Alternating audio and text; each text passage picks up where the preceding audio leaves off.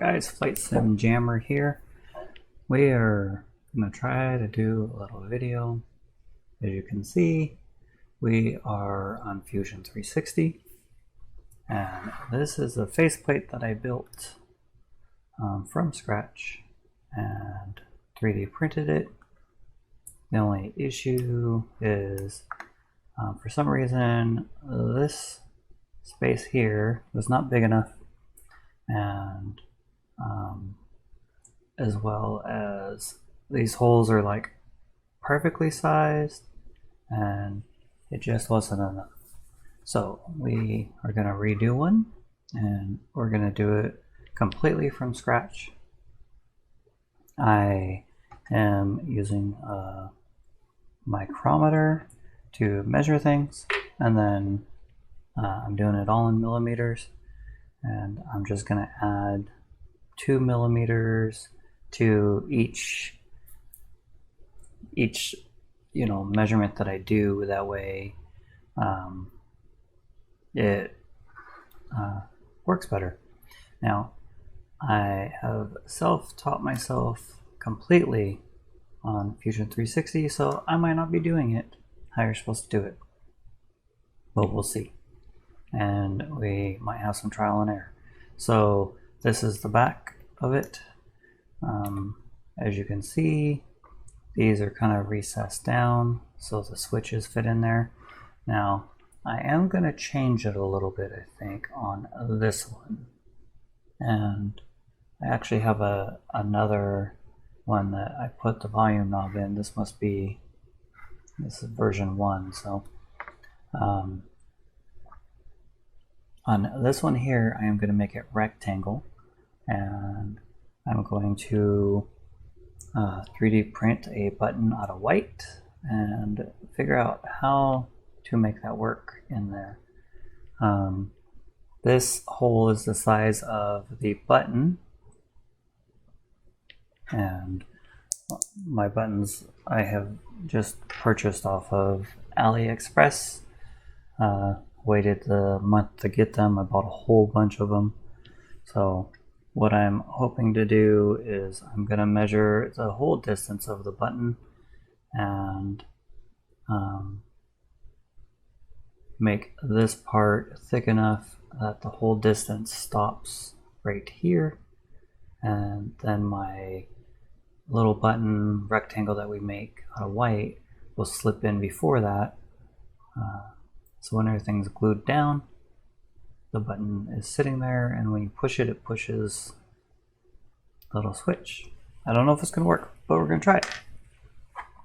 So let's get started. Fusion 360 is personal. You cannot use this to sell things. And it is free on their website. You can only have a certain amount of projects going, but I don't usually get more projects than what it allows. If I do, I just delete one or move things around. So there you go. You just click the plus button to start a new one, and save as. Let's go navcom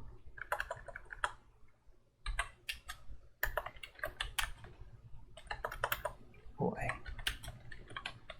radio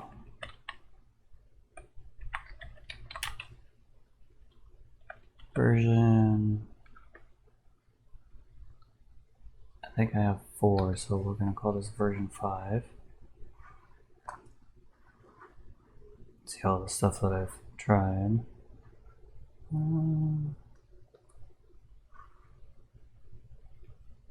Version 3, okay. So we're going to call this version 4. And we are, if you pull this up, it'll come out of the bottom of the screen. There we go. Save. Now what I'm going to do is close this one. Didn't change anything, so I'm not worried about that. And file, open.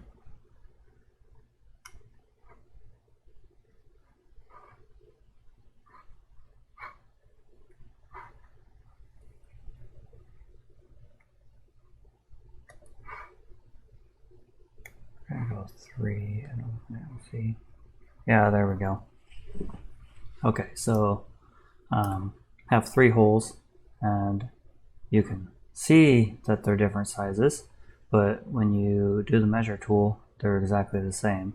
So on these holes, I'll probably just make them 1 millimeter bigger than they are, because I do want it tight. This is going to be rotary encoders. This is to tune. This is swap, and this is the volume. That on, I just looked at a bunch of radios on Google, and most of them had a volume knob, so you probably don't actually need that. We'll decide when we go if we're doing it. The other thing I did is I chamfered, I filleted this edge, makes it look a little better there, and I also did it here. I did these ones first, and then I did these ones, and then when I printed it face down, and all that went away. So I'm going to print it face up, and it'll just have didn't even notice if that worked. Not really, but printed it. I'll print it, you know, this side down, so this will just have can't remember what they're called, supports in there. So I did chamfer these edges, thinking that it might help, but it does not make a difference, so I'm not gonna worry about it. Okay, so go back to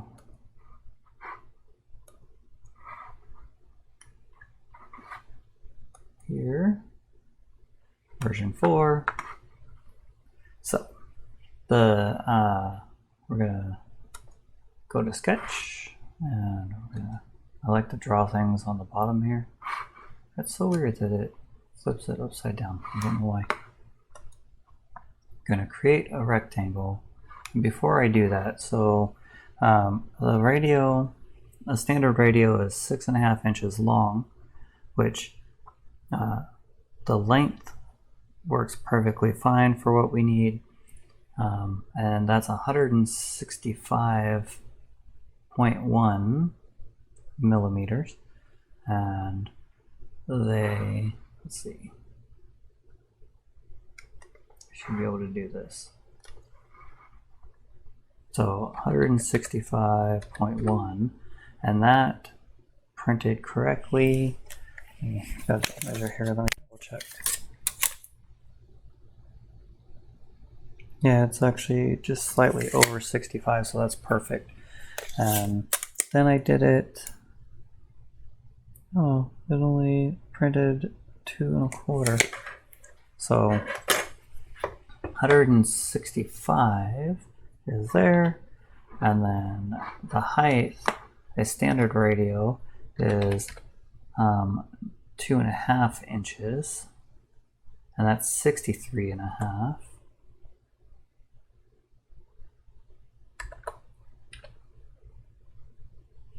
So we'll go right here.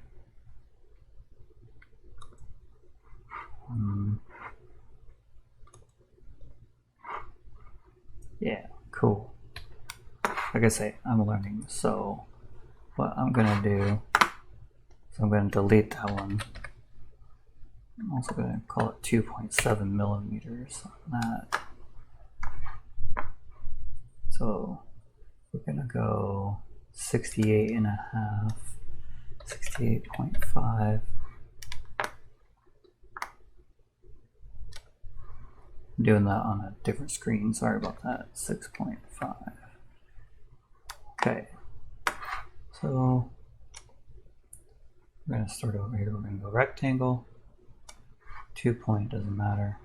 165.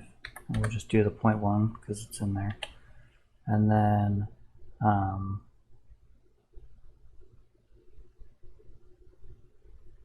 I already forgot the other number.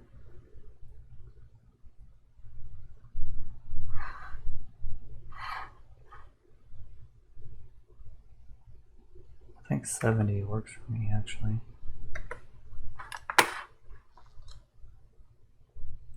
Oh, 68.5. Okay.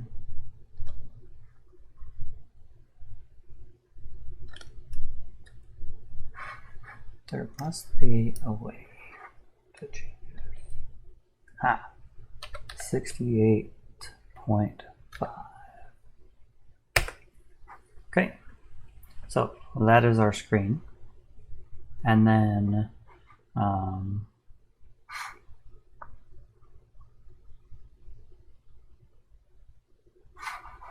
we will go back to create and do another one. And these are for, and you can just build them right up here and then move them. So this is for the actual 7 segment display pieces. So let's see, length first.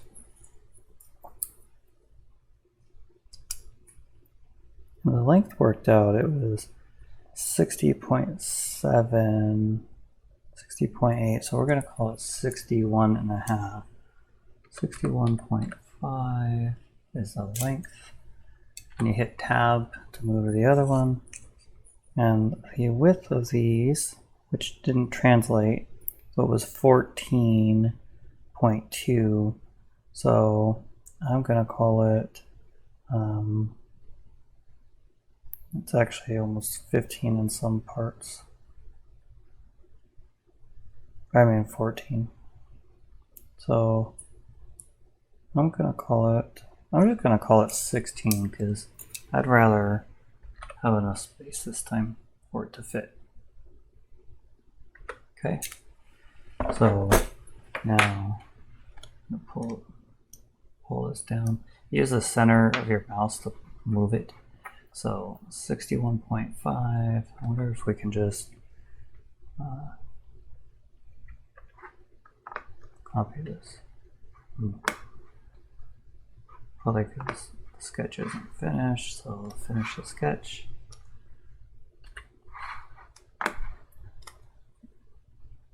Sketch objects.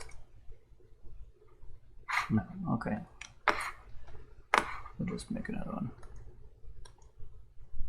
We need 4 of those guys. Oh, wrong button. There we go. Create rectangle, 2 point.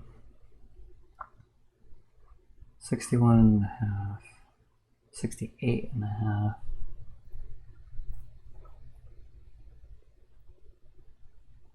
I forgot to measure it. So if you hit escape, you can get out of things.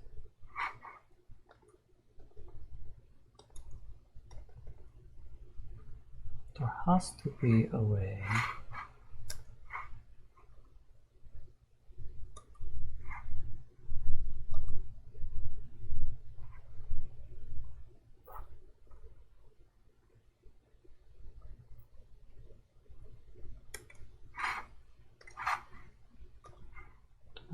to there. Okay, so 61.5. Writing it down in a, well, actually not writing it down, I'm typing it in a Google to make sure. And we did this one, 16. 16. And then I'm leaving the page on my other screen so I can see. So, I'm gonna go sketch. I'm gonna go click there, create rectangle 2 point, and just pull this down. So we have 61.5 and we have 16.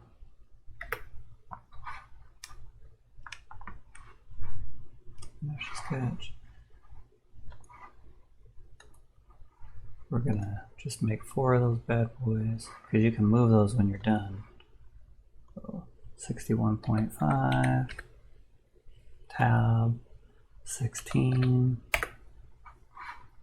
sketch.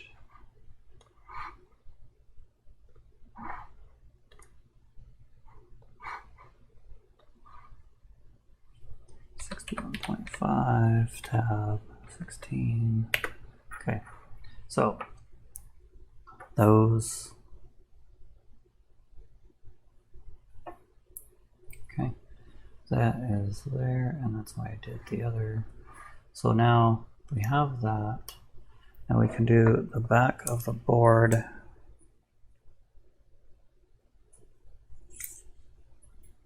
Because that's just the 7 segment display, and then you have the circuit board, which is 82.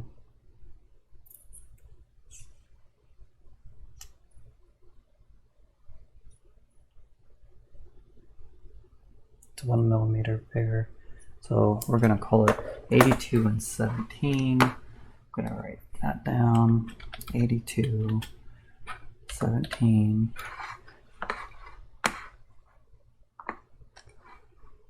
Okay, create a sketch here.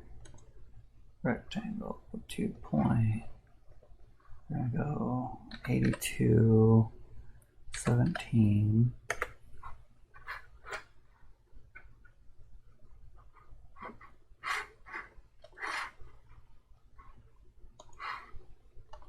Do this 4 times. Rectangle, 82, 17. I'm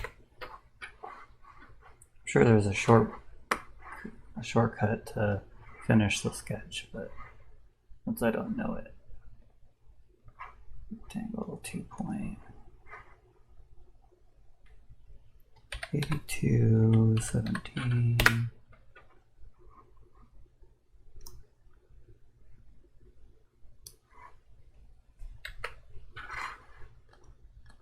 Finish.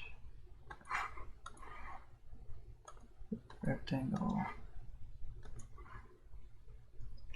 82, 17. Okay. So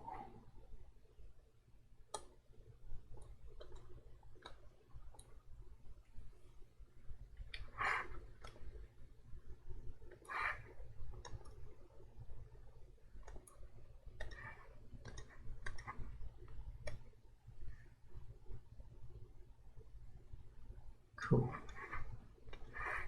Okay, that was the M key for move, and then you click. And so what I'm trying to do is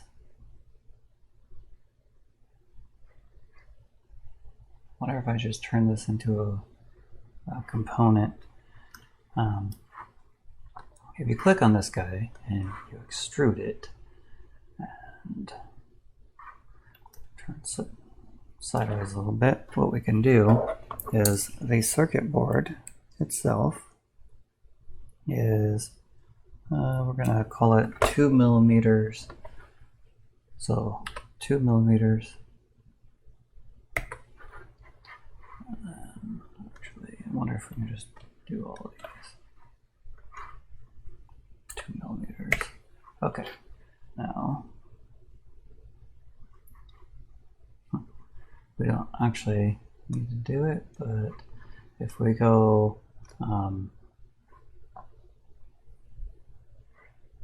no, that's not it. Click on it. If you right click and go to appearance, it'll bring up this guy. And if you type in, hopefully I spelled that right.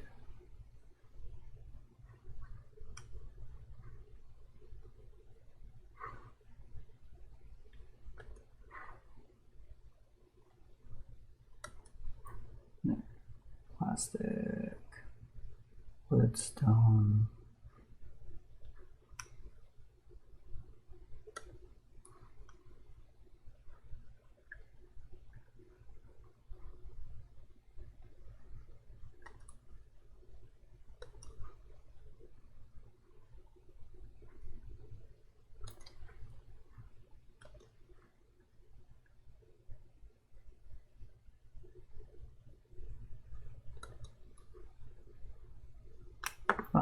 can use this.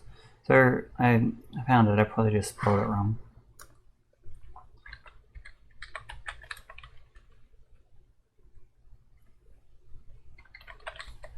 So C-I-R-C-U-I-T. C-I-R-C-U-I-T, circuit. There we go.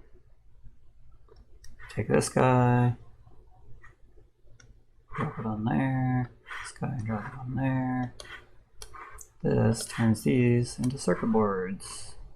Right. And then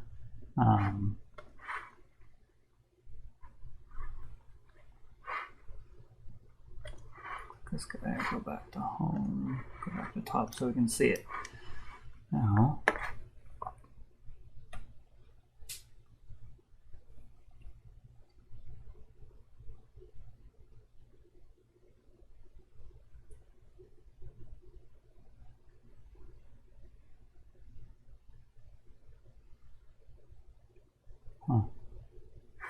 so one of the things that I need to do is put holes in this, or circles. It'll be after this is built up. And I need to figure out that height. So let's figure out a button real quick that we're gonna make. See what we like.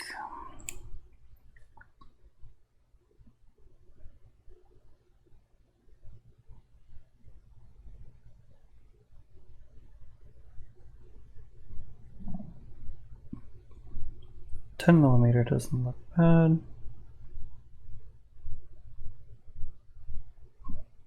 Do 6 by 10, and we'll do 2 of them. So create, no. Well, you can do it that way too, but I'm not going to. Create rectangle, 2 point, go. Oh. 10mm.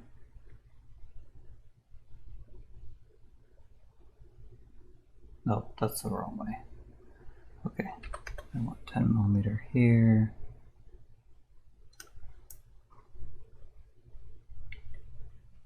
$6mm there. Okay. Finish sketch.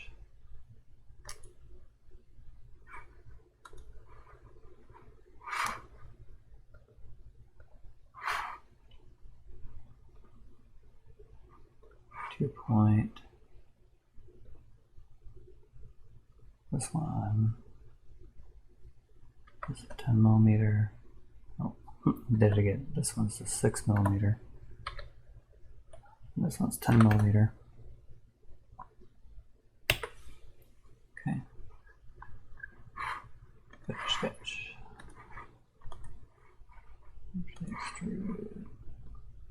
Got both of these. And I want to make this button, I don't want it as big as that, so let's make it 3 millimeters. Okay. And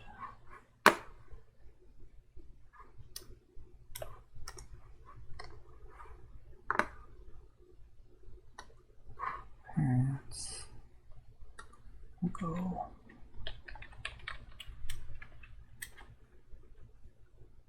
ABS. Okay.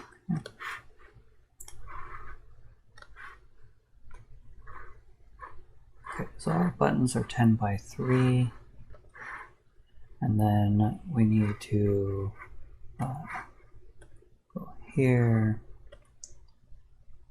do 2 point 10 by 3. All right. 10 by 6. That makes more sense. Okay. So we want 12 by 8. So that is 8 and 12.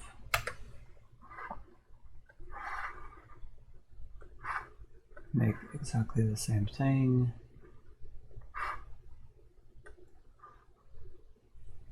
8 by 12. Okay. Extrude both of these, and we're going to make this 2 millimeters. These are also going to be white. Nice thing is it saves the ones you use. So you just grab. So the whole thing for those, I'm sure there was probably a different way to do that.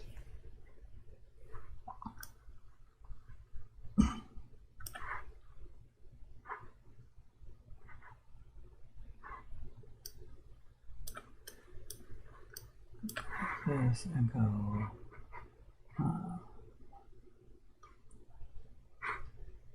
simple, modify, align, see if this works. This, with that, and okay, this.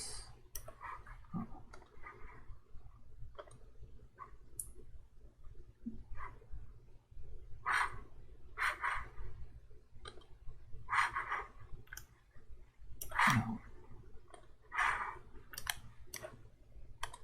Make sure you click the one you want to move first. Okay.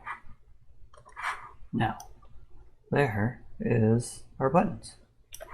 And I really wish I knew how to draw an arrow. I could not figure out how to draw one. Even looking at YouTube videos, because every one of them has an arrow. And maybe if I can figure out how to do it, I can redo them. But yeah. So one thing that will be fun is,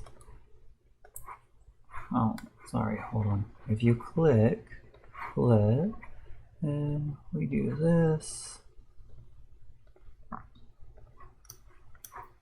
We want these buttons to be exactly the same. Let's go 1 millimeter and see. 1 might be too much. Let's go 0.5. There we go. Look at that. I like that. We're gonna go with that. There. Gives it a nice little edge on it. That way it's not just a square button poking through. And now I wonder, actually.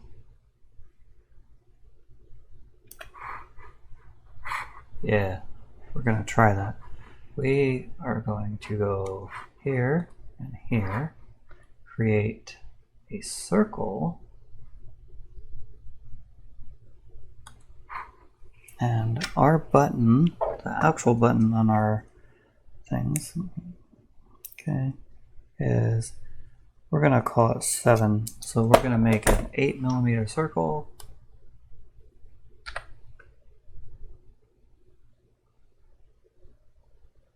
Might be, it's bigger than that. So just make it 7.5. And we'll check and see if it works.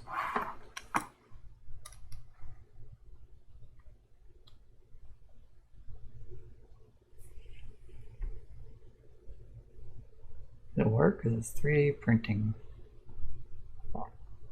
Cool. So that was 7.5. So let's do it again. Holy moly. When it does that, create circle 7.5. Okay, finish the sketch. I don't know if it's going to allow me modify align.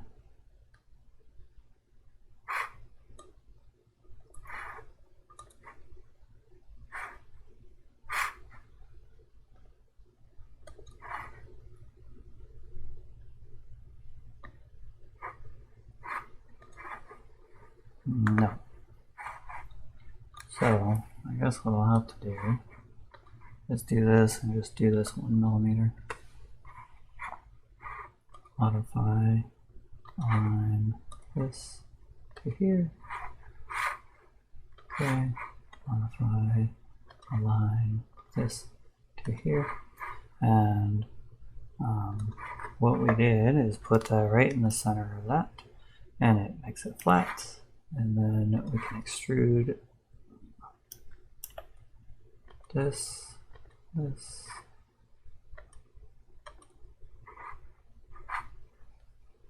and go -1. I don't like that. Okay, we're going to do one at a time. So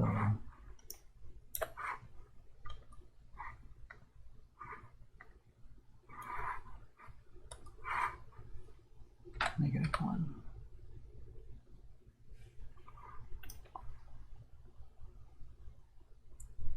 Have to distance, it should just barely fit in there. Same thing on this one. Extrude, -1.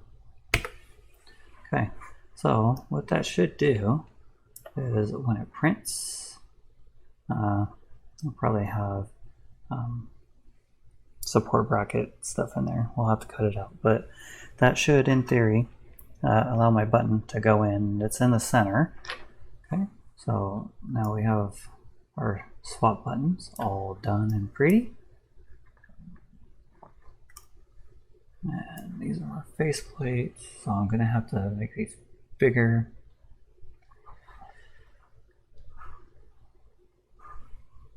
Okay, let's go M for move. And move our bodies. Actually, I don't want to do that. I want to go modify align, and let's align this face, that face. Okay. Okay.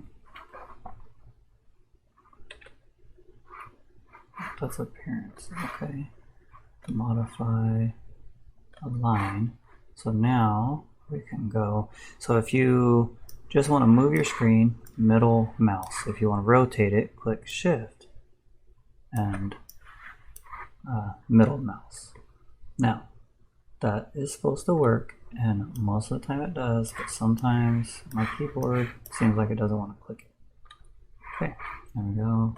Okay, so what we just did is, that is if you took two 7-segment displays and put them together, okay, that would align them.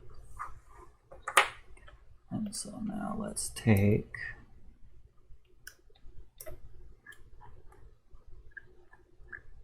these guys, go on, actually don't click that, let's go extrude and then go 1, 2, 3, 4.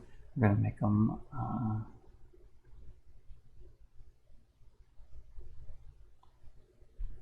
don't really want to do that. Okay, hold on. We're going to try something else, because what I would like to do is move and move our component, no, our bodies. This one and that one. Move it right down. Straighten this guy out. And this is just kind of figuring out the best placement.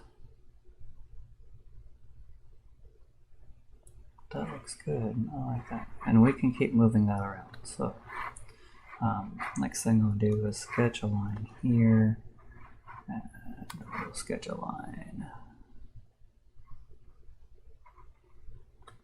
Let's just go 2,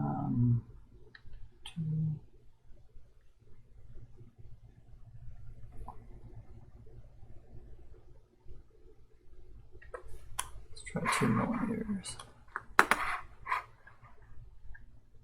Actually, let's just do this. Let's inspect. I don't know if it'll allow us to click here.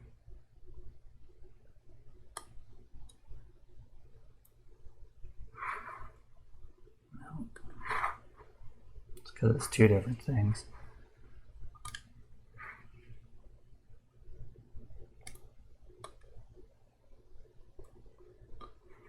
So that's 3. Oh boy.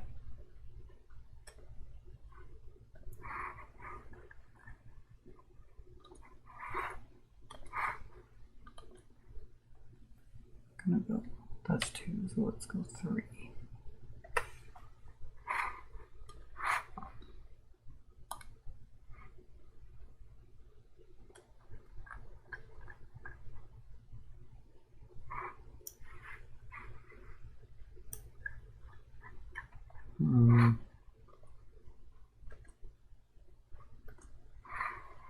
I don't like that. Okay, so I guess it's not going to work how I want it to.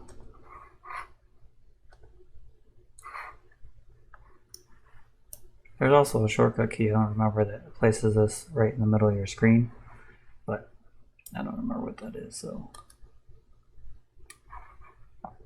I guess the better way to do this then is let's move, and we are going to move bodies. Move this, hold down the shift key, click that one. I'm just going to move right there so it's out of the way. Now, inspect. We're going to measure from here to here.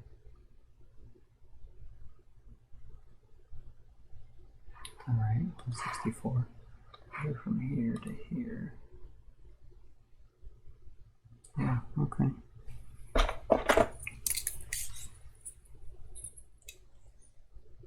Yep. Okay. So 164. Write that over here. 164. Okay. And then measure from here to here. 165. So 1 inch. 1 millimeter, 1.5 millimeters, right?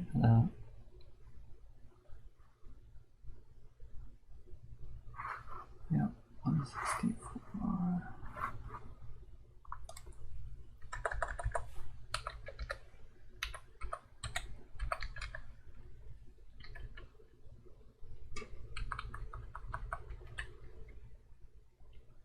Yeah, 1.1 millimeters.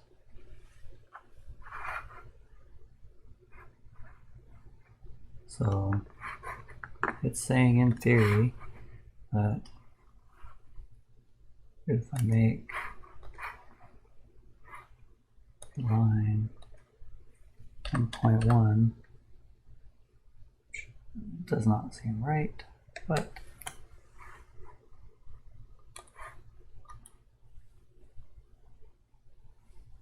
.1.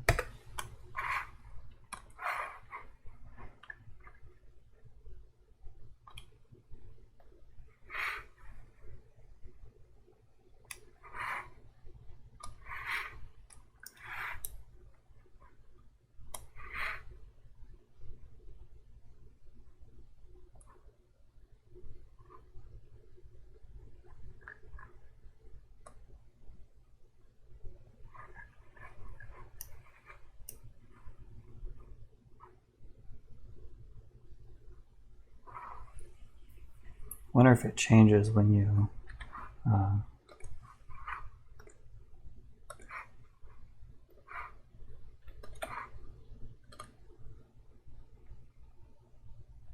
yeah. Okay, well, anyway. So we'll just keep going. We'll get to there in a minute. We'll take these guys and I'll make these bigger and align them with this, and then from there we'll figure out the best spot to put them in here. Get our switches in there and our rotary encoder. So we can actually make a rotary encoder. There is an add-in that you can put in, and you can go into, I think it's McMaster's, and you can pick a rotary encoder and put it in, and it actually brings in a picture of it, but it never seems to work out how I want it to. So let's take this, and we need 6.6, so we're gonna call it 7, because that part, if I have to pick it a little bigger, that's not a big deal. So let's go 7 millimeters, and gonna do another one. You do more than one at a time, because we need 2, because it's be nav and comm. So there's 7. Okay, now I don't know if this is gonna work. We're gonna try it. Click here.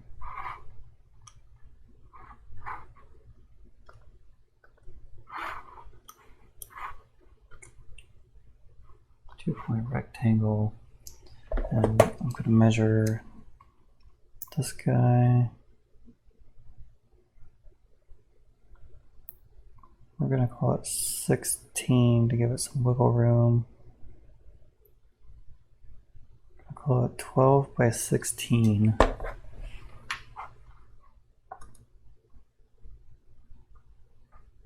So that's 12 and 16. Create rectangle 2.12 by 16. Okay. And then we are going to modify and align. Oh, that's right. You can't align. Can't align sketches. Don't know why, but extrude. Just gonna do all of these 1 millimeter for now, because we can change it. Actually, I'm gonna do it. We might as well just do it with. Oh yeah. Well, these two.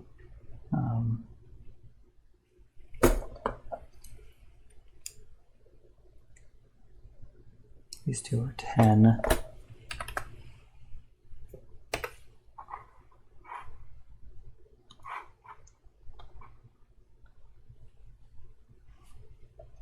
I guess I can just make it. It's kind of not exactly what I was going for, but and 20.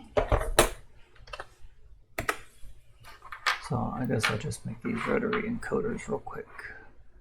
Modify, align. Bottom of that. There. Okay.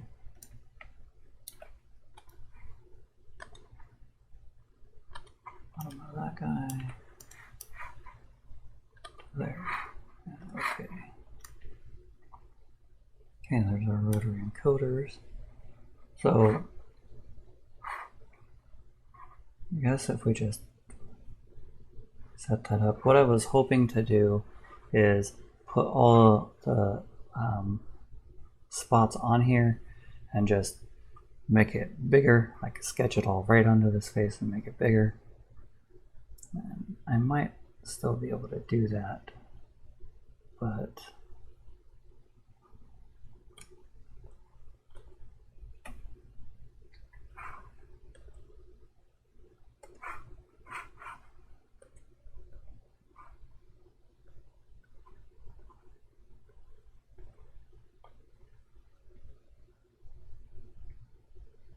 yeah, maybe maybe we'll try it.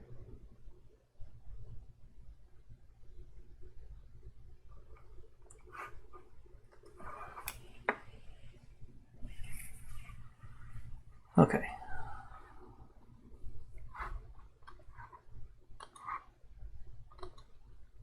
So 82.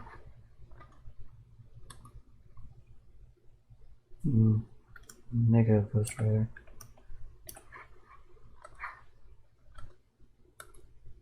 $82 by 17. Let's just make a couple more of those.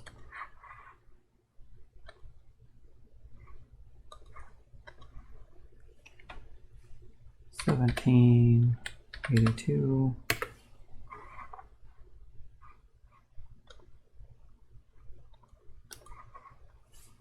$17.82.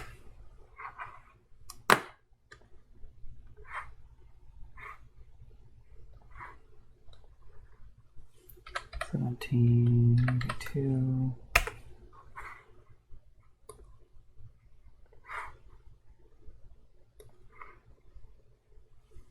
$17.82. What did I do? No, that one.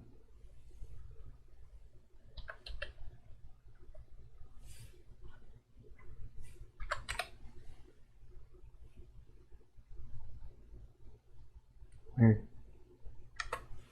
Okay.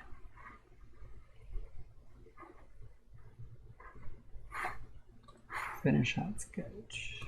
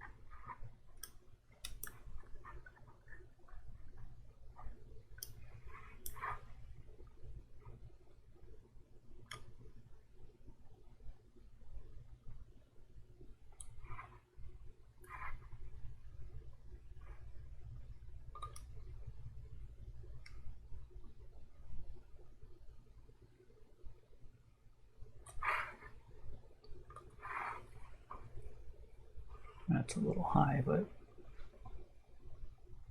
I'm sure there is a way that you can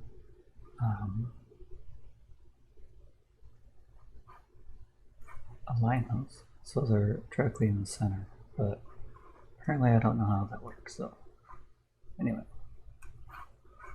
go back to move, sketch objects, 1, 3,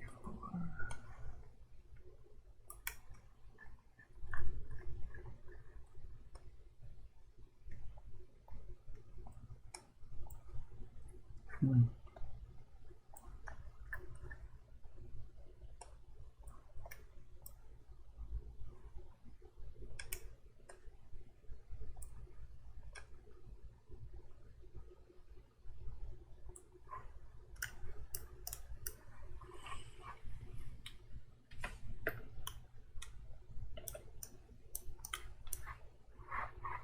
We do know why.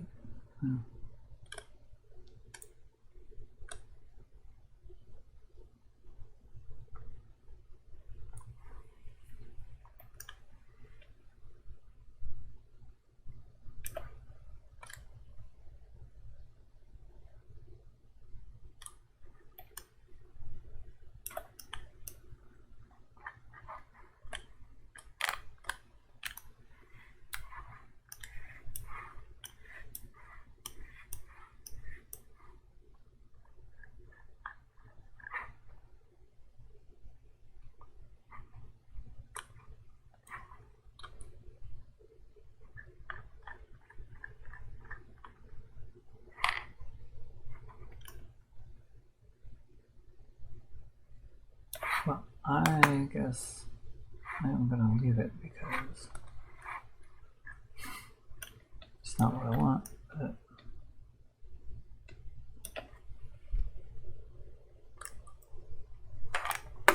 you know what I can do actually. If you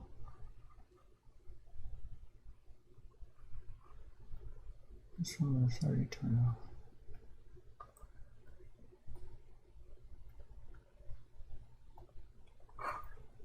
Rude.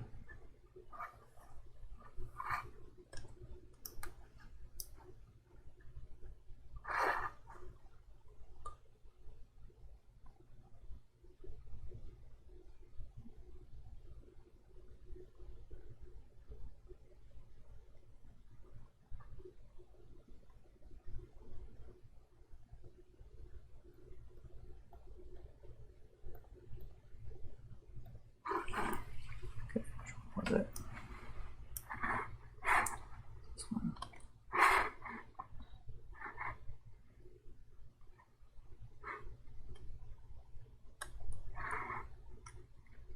That's how it happened. Okay. Move this. This. Turn it back on.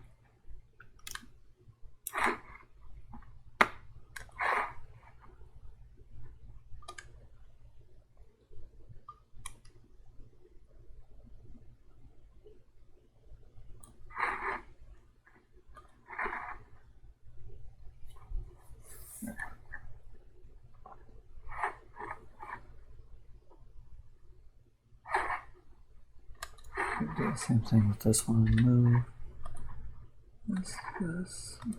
Turn it back on. Closer.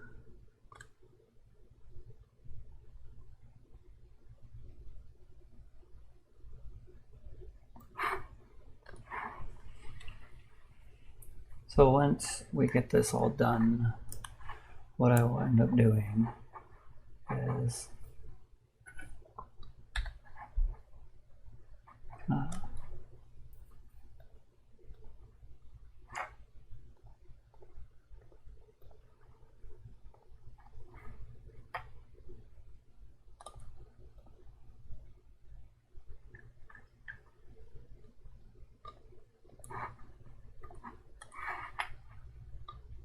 actually, hold on. I don't want to do this one yet. Make sure that you go in and grab every piece of it.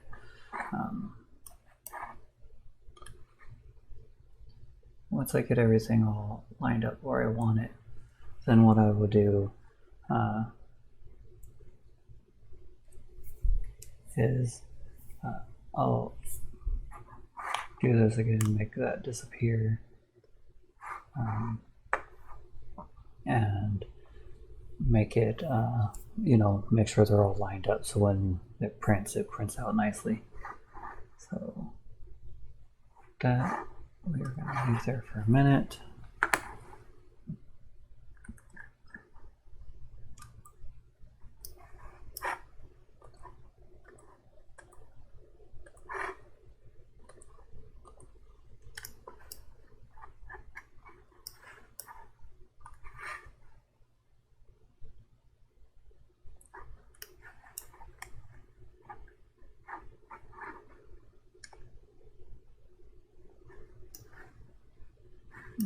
Right there.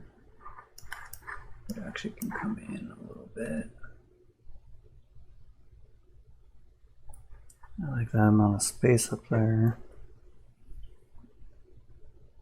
Actually, on the one that I printed, we might have to shift these around, but the one that I printed before,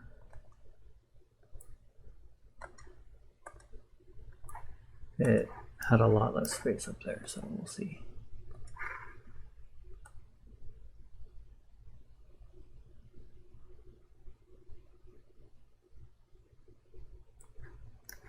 Does that look good?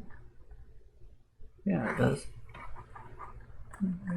Same height. They're also not touching.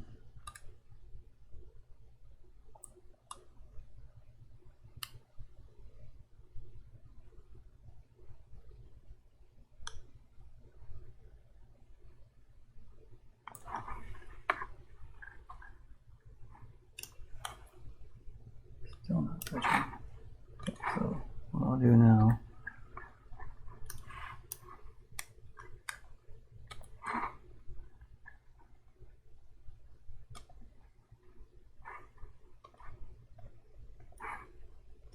pretty sure I just moved that and not that.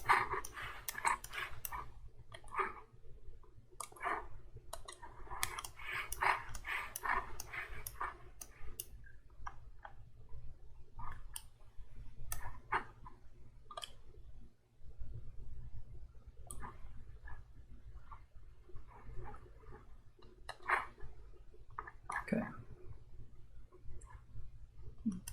No, actually it did. Okay, so that looks good. Now, let's take, I'm gonna make another one of these too. So 68.5 by 165, 168.5, 165, 1.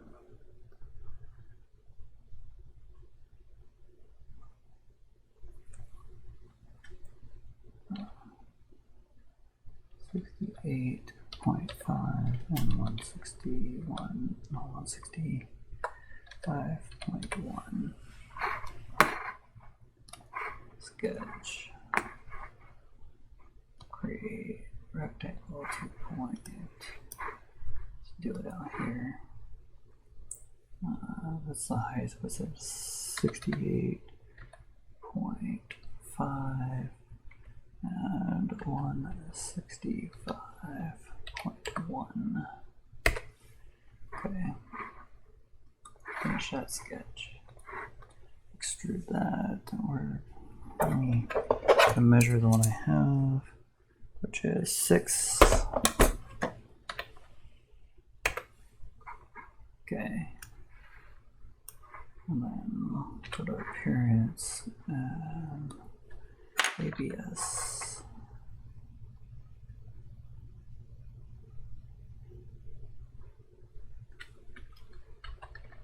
Black. Really?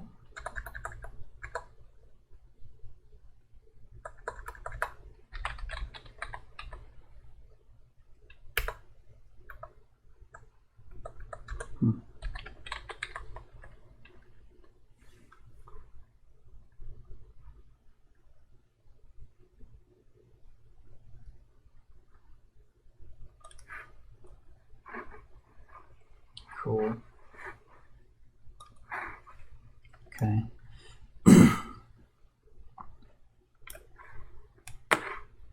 Because then we can, kind of build it all up there and see what it looks like. But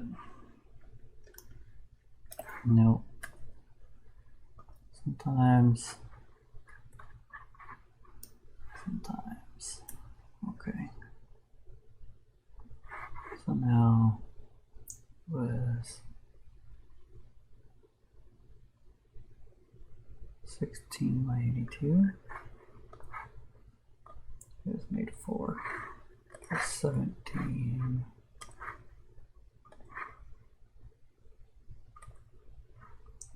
82.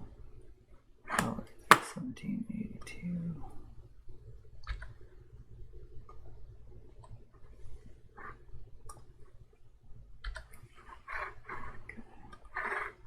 Let's go ahead and make another.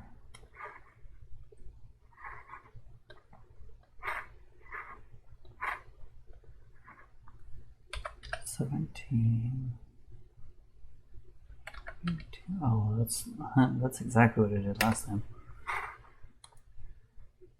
I think there were 2 more of these out here, but that's alright. 1782.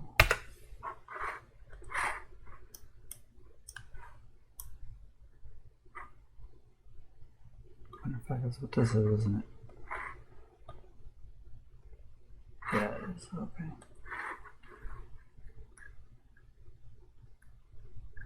Oh, I need to make more of 61.5 by 16.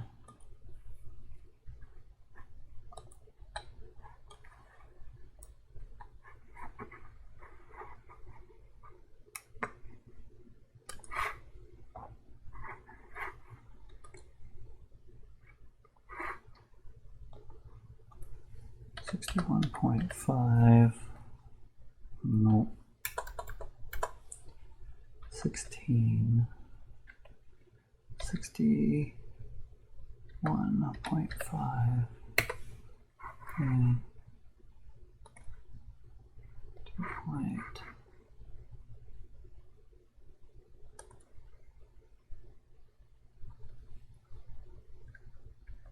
2.16. 61.5. Okay.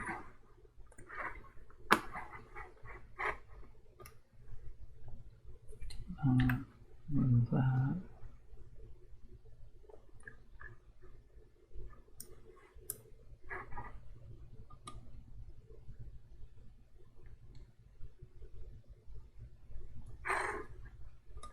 Okay. Take that. Remember, clicking M is move.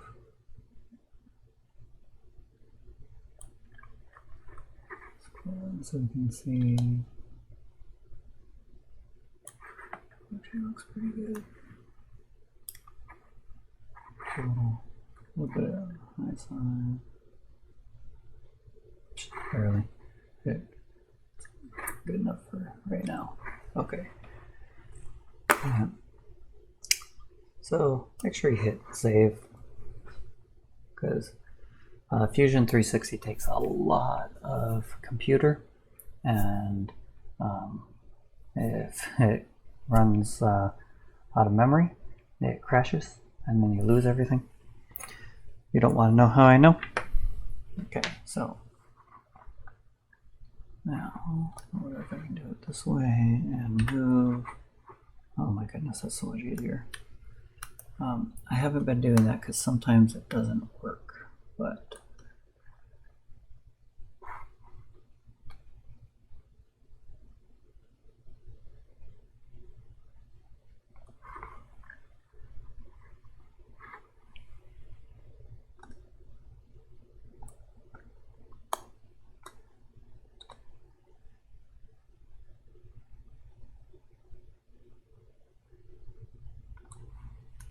this set's going to have to move up, but go ahead and go up because I need enough room for my buttons down here. Take this, move, scroll away, and I just want these two lined up.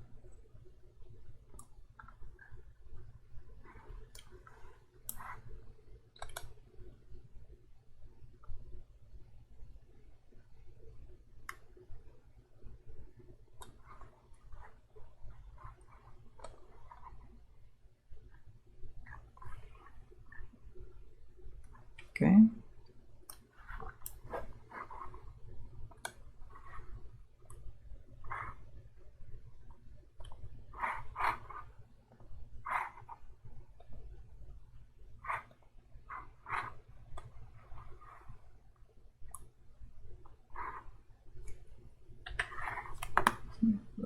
Put our sketch back.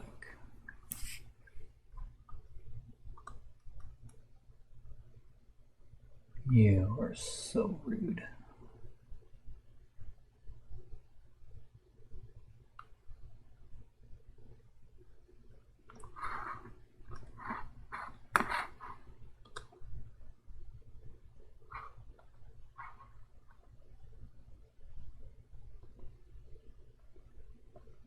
Why is that one part of our... Ugh.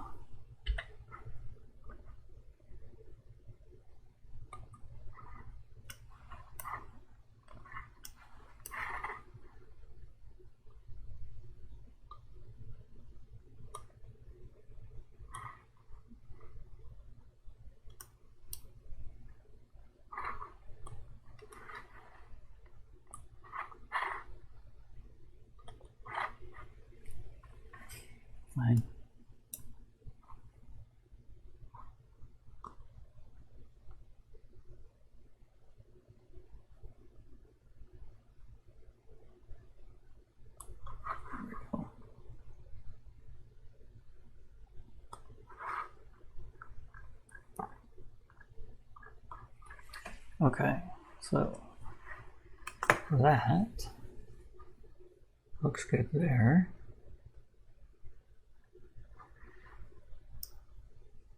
So then if we switch to the back, which is this, and then we inspect these guys.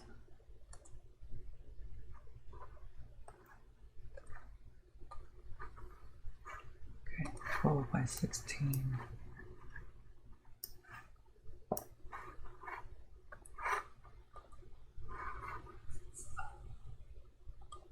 I hate that it does that. Create rectangle.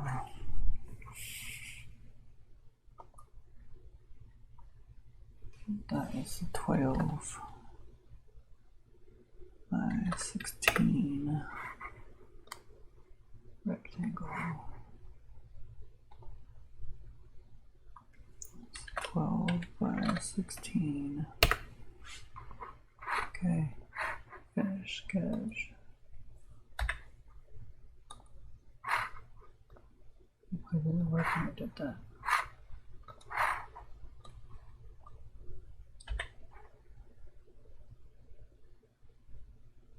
Okay, this is the back.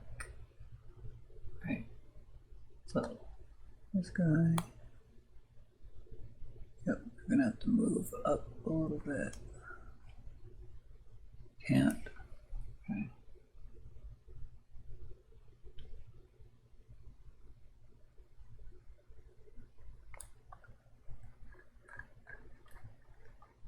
That's actually a nice placement there. Okay.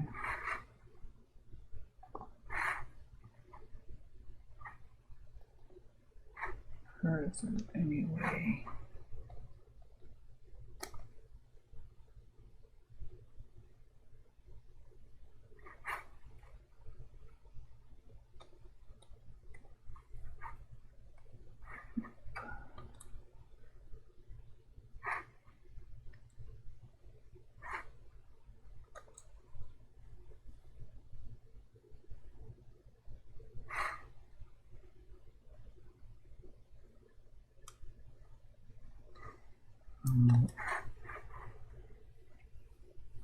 So I might have to just make this bigger.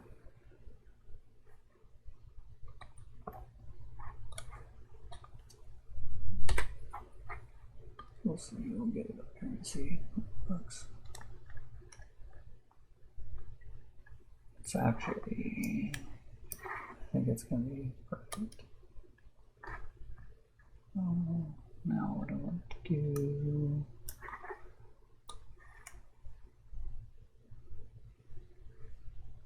So I'm gonna have to eyeball it.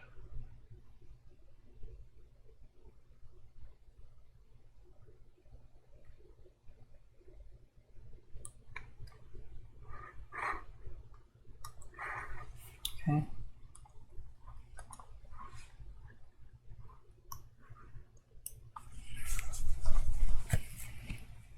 Like I say, I don't know if this is actually gonna work, but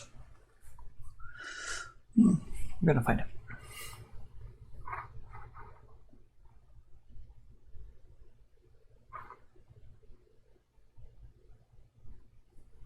That is actually the wrong size. Oh no, that's the rotary encoder. So now, actually, we need this. Switch back to the front. Inspect.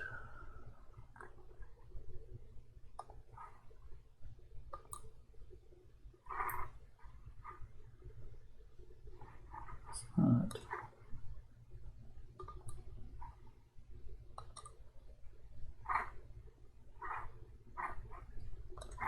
Where are you?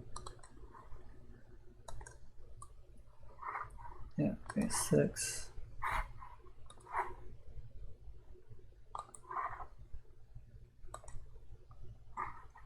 Okay, 10 by 6.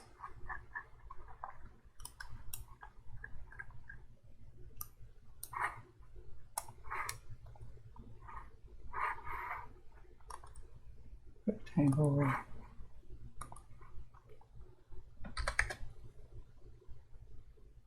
No, that one's 6. Height by 10. And rectangle.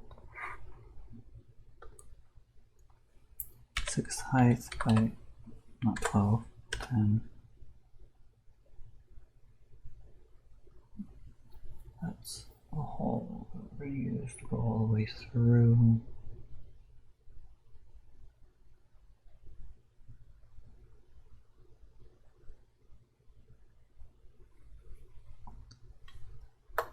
I'm going to do this, go 11. 7 by 11.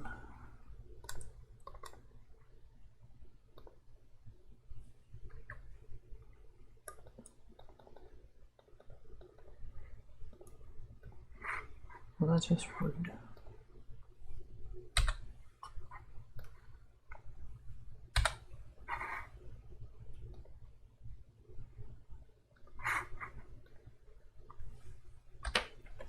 By 11.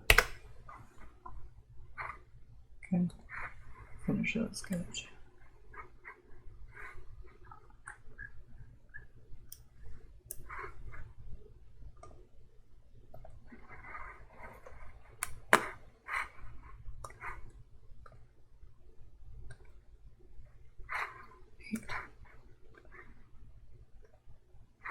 Eight by 12.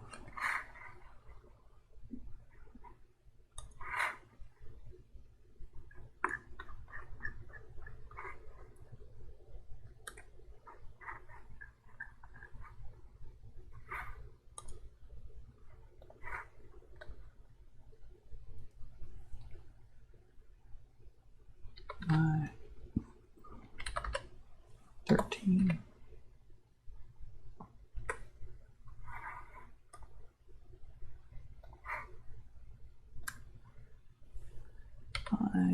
By 13.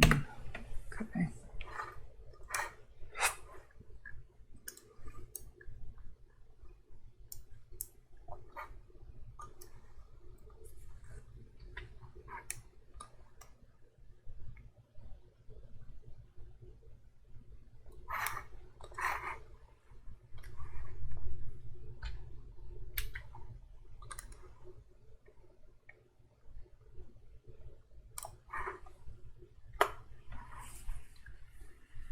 Okay, swap button, move.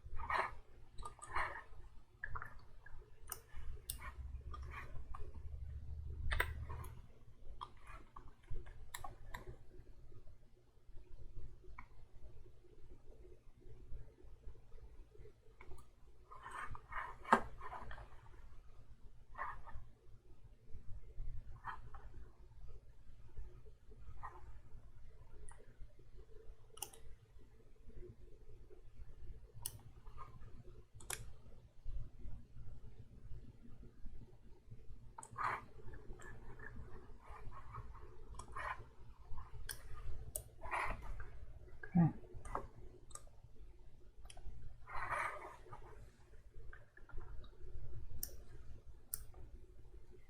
I'm not going to do the volume button because I hope to make the audio panel, so I think this will work. Now,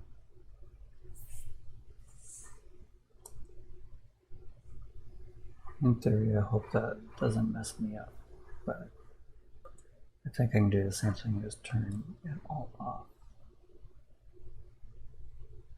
Make this a little bit bigger, and then I can just pop those right through, pop that right through. So the only thing I need to do now is on this guy, this is going to recess in. I need to create sketch here, circle,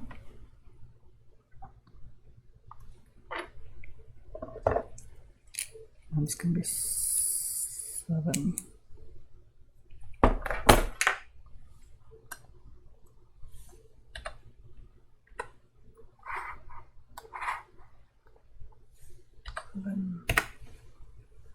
Okay, finish sketch.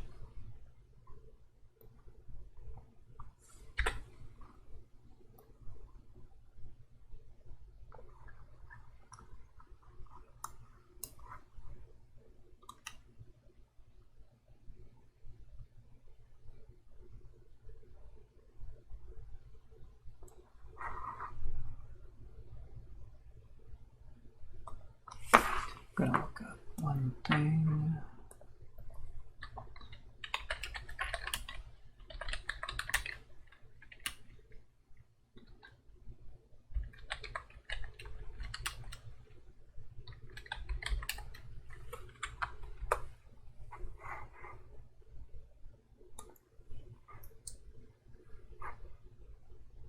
Gonna figure out how to center a sketch if we can.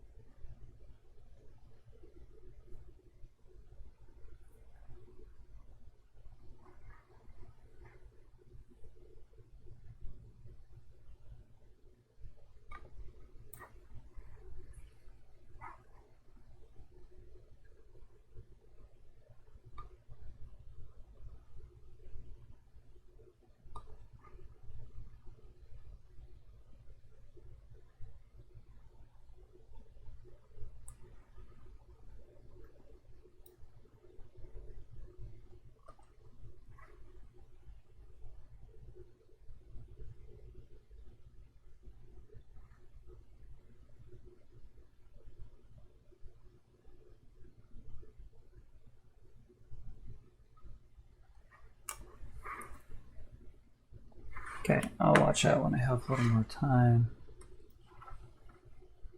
Hour and 19 minutes, huh? So, okay.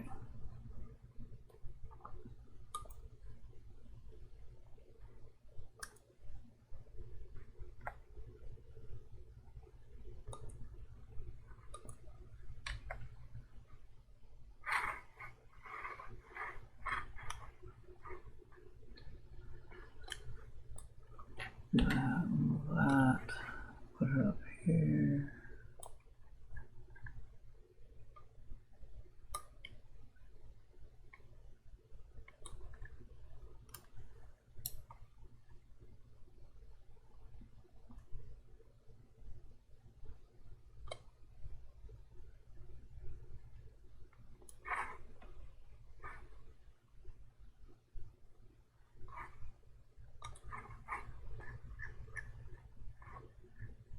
Okay, that part looks good. So then when I made screw holes, I did them 2 millimeters and they barely even made a little dot. So I am going to, I don't have any kind of screw handy. So what's the screwdriver?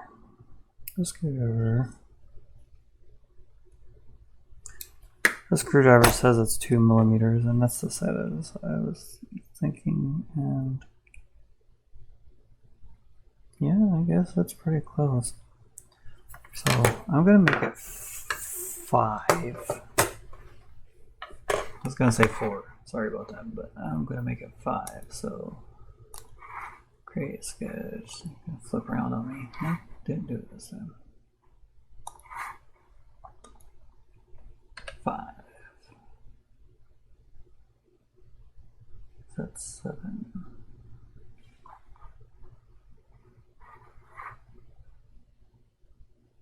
Yeah, that looks good. I like that. Let's make 4 of those. 5. 5. Oh, 5. 5. Okay. Finish that. 5 even fit there?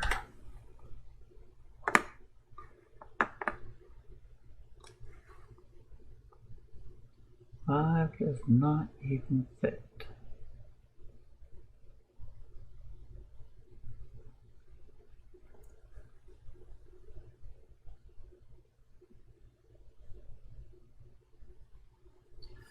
Okay, so this is what we're going to need to do.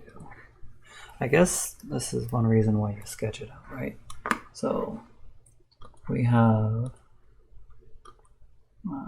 68. I'm going to make it 70. Make it 72, I think. 165, 1.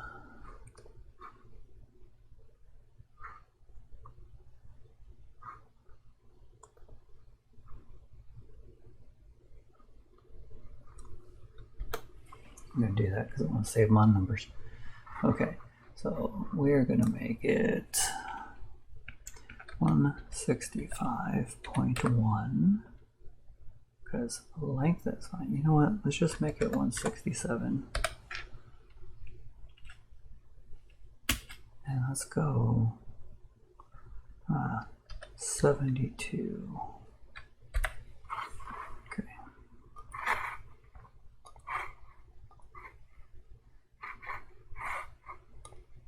Rectangle 2 point. Go 72 in millimeters by 167. Okay. Finish the sketch. Now, what I'm going to do, see if it'll allow me just to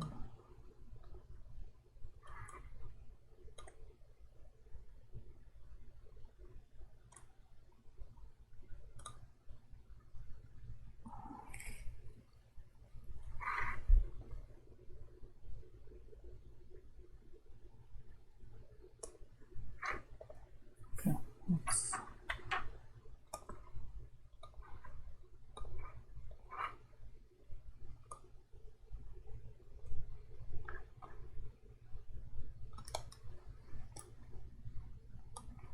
Why are they moving?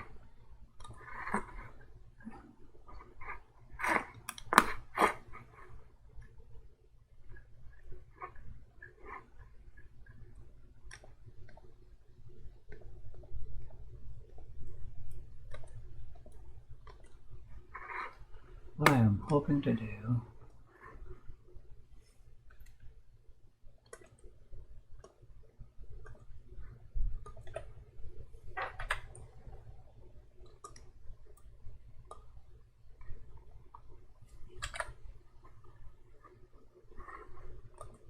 okay, no way that's not working, so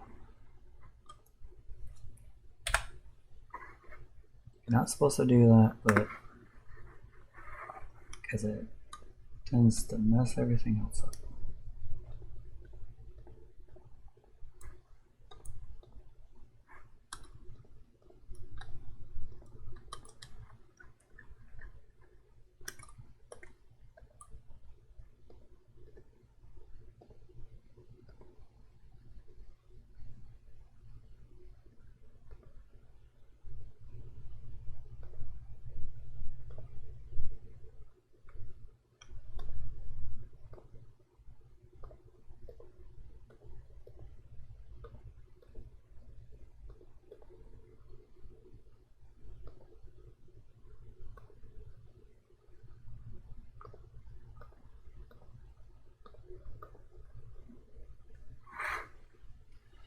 Okay.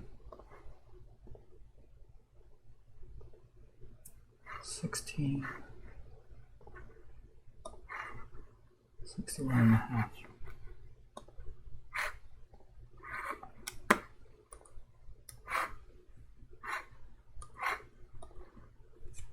$16, 61.5.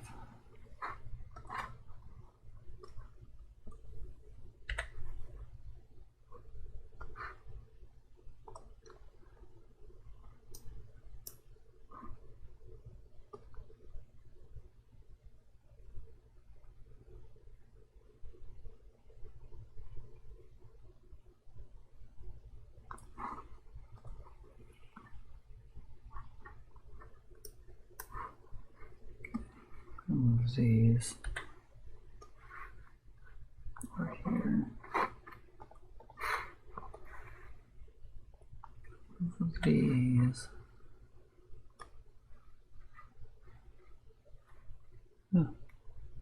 So that one is here.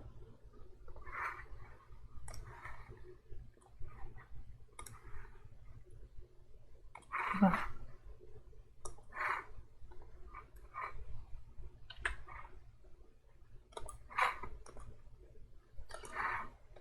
I wish when you clicked on something it would just let you move that.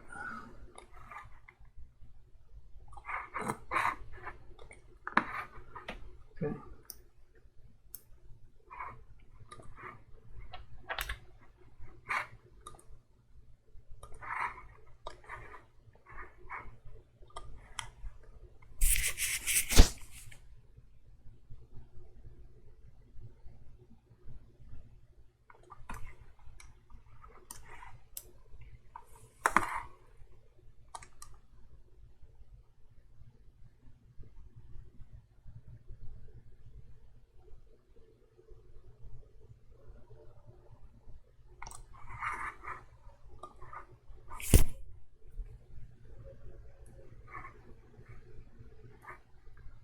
Why does that keep warning me about that?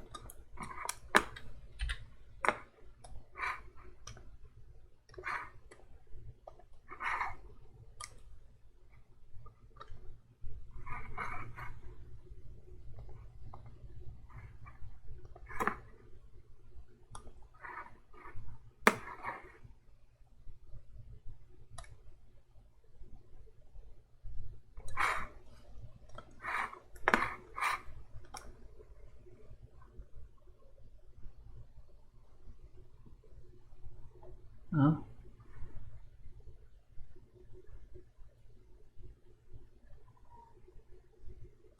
I don't know how to read it or find it.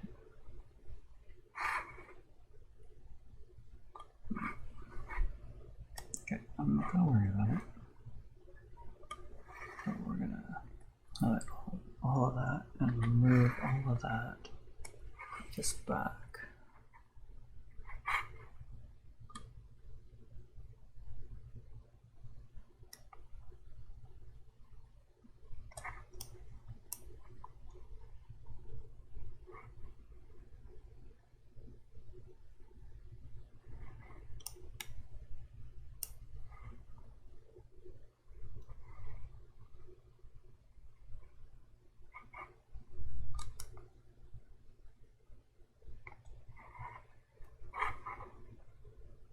Looks good. That looks like it's going to give me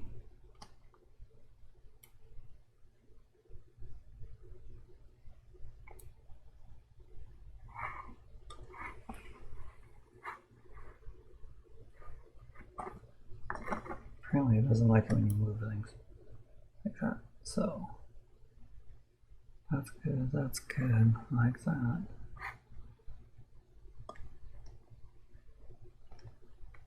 Oh my god.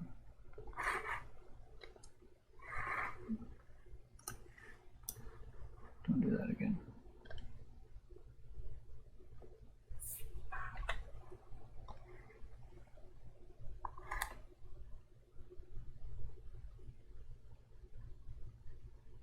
Still not big enough for a 5mm.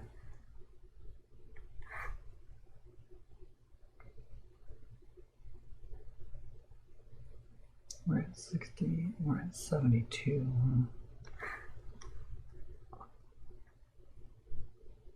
Maybe I just make it 4.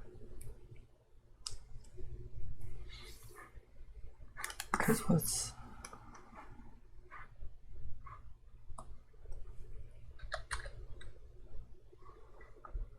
almost 3 inches. 76 would be 3 inches. You know what? Let's just make it 76. Okay. So let's say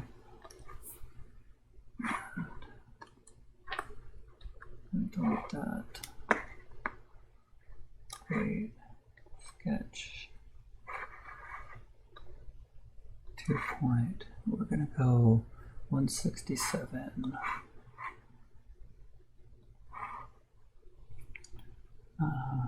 76, tab 167.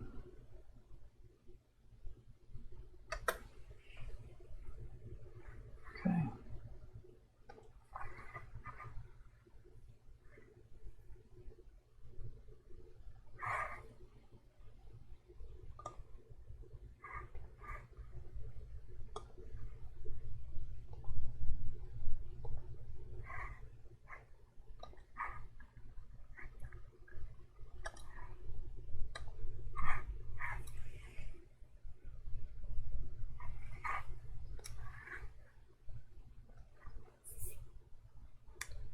Move.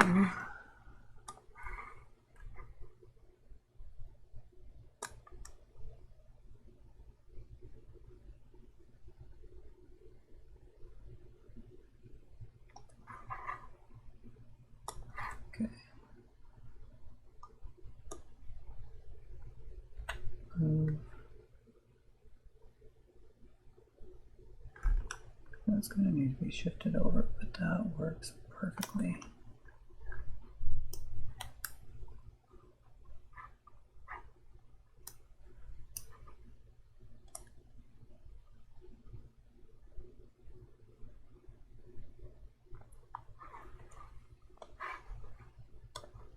Measure here, there, 2.3,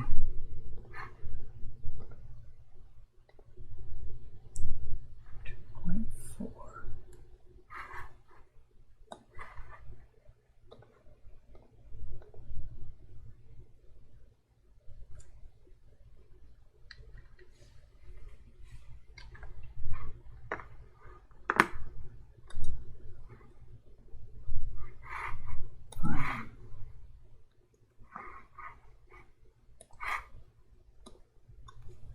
Two point four.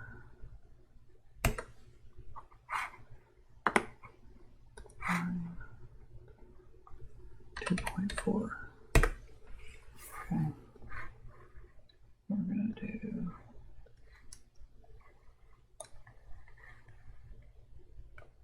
I hate how it does that sometimes.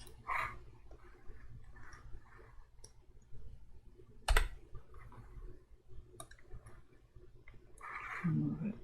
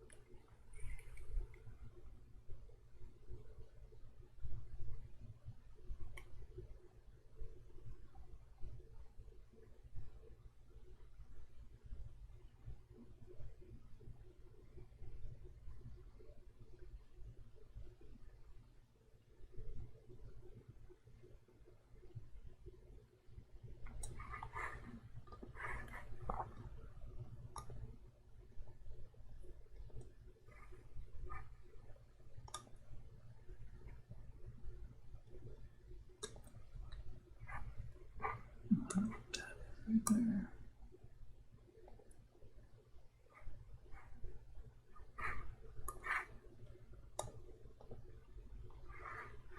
Okay, I apparently like 2.3 better. Sketch. Fine. 2.3. Let's see.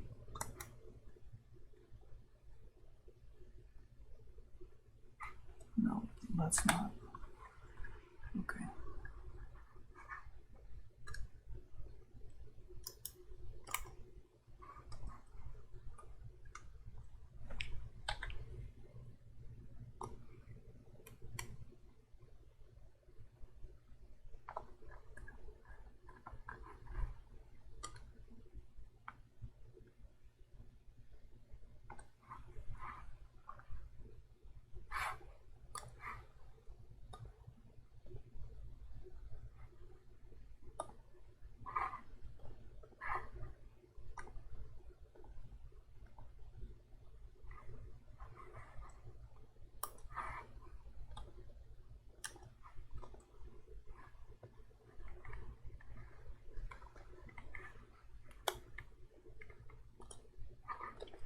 Yeah.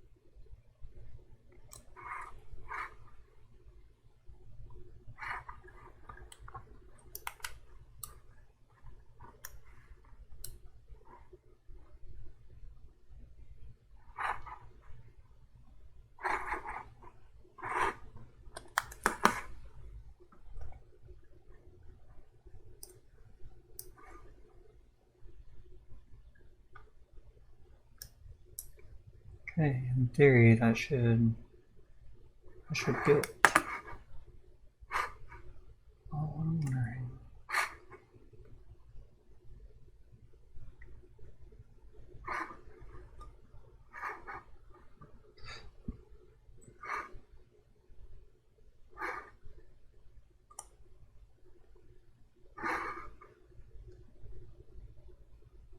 Wondering if I should move these in.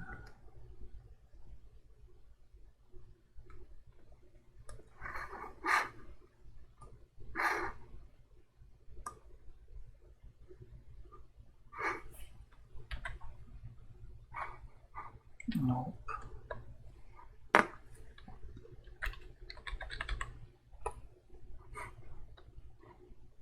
It's not what I meant to do. All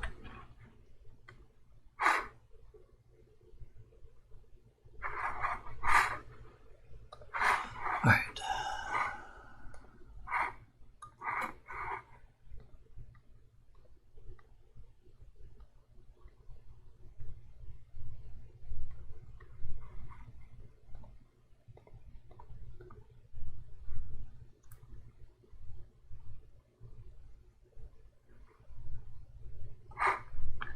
Fine.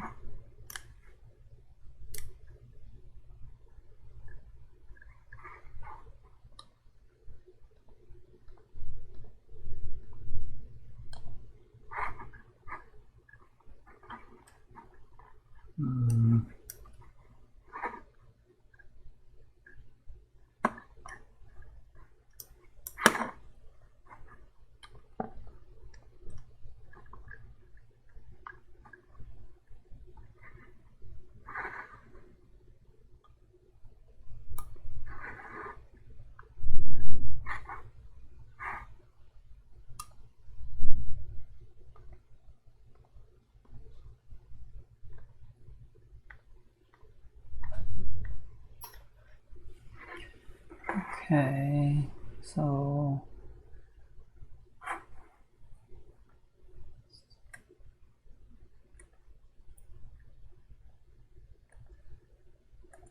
put that on.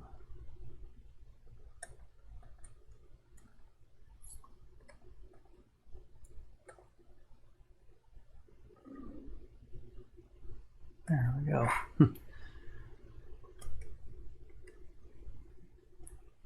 All that so we could move these.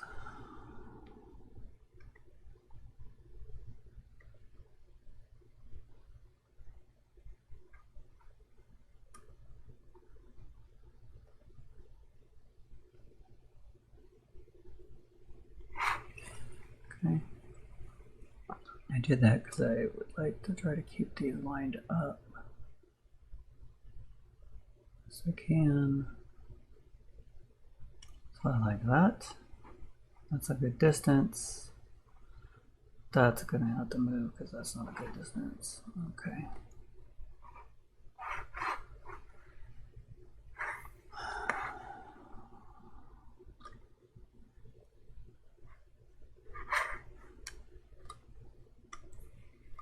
We're going to name this Faceplate.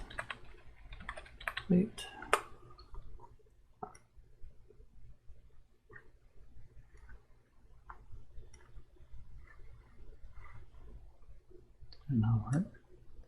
That's weird.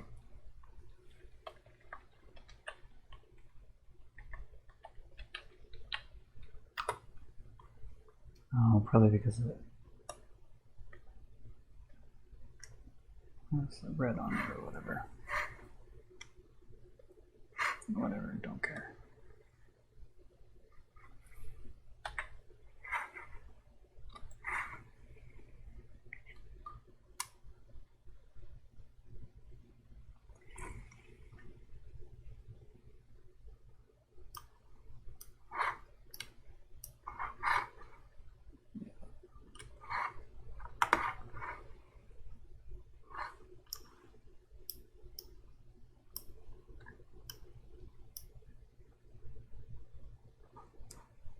I'm going to move that again.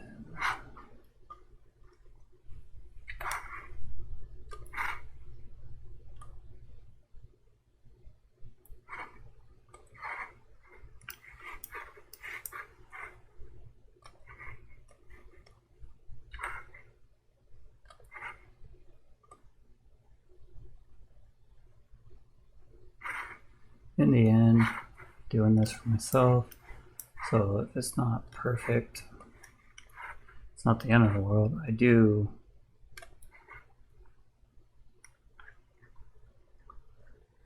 like things to look as professional as I can, but I also don't exactly know what I'm doing, so.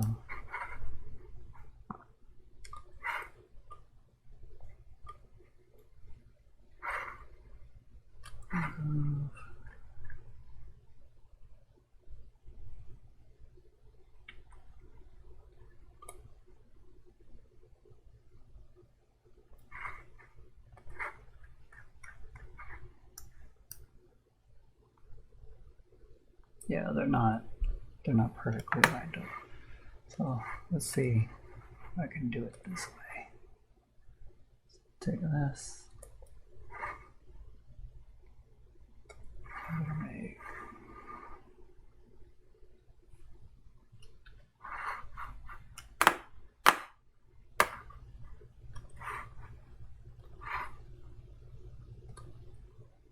two like that.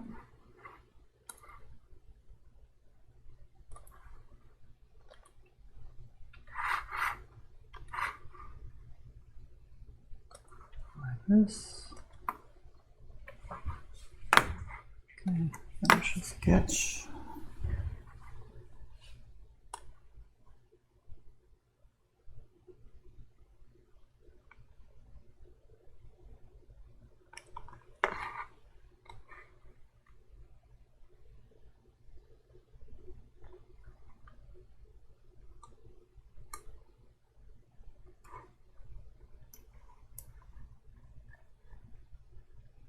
That's pretty close, just for eyeballing it, but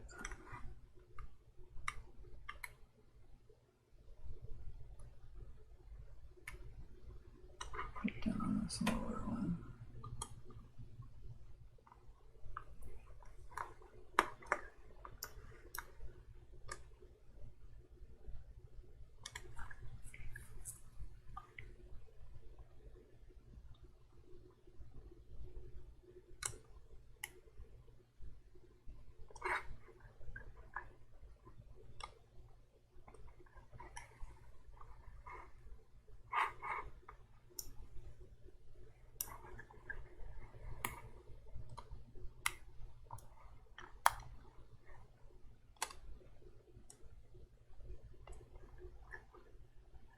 Oh, the dot changes.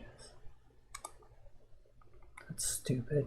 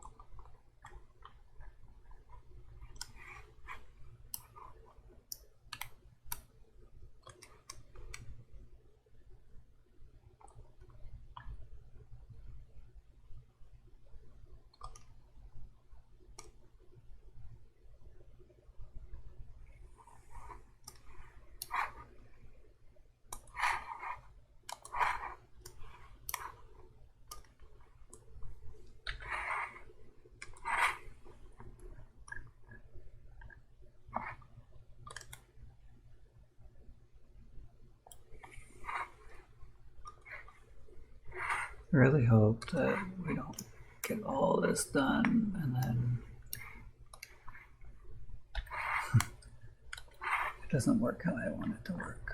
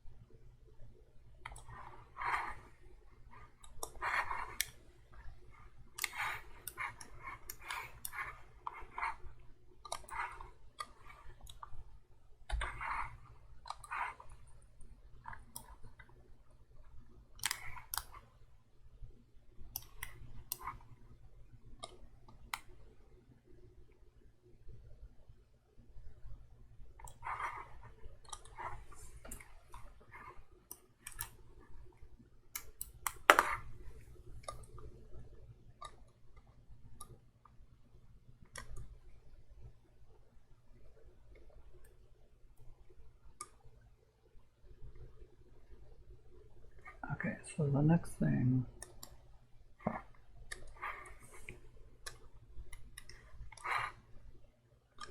get these out of here.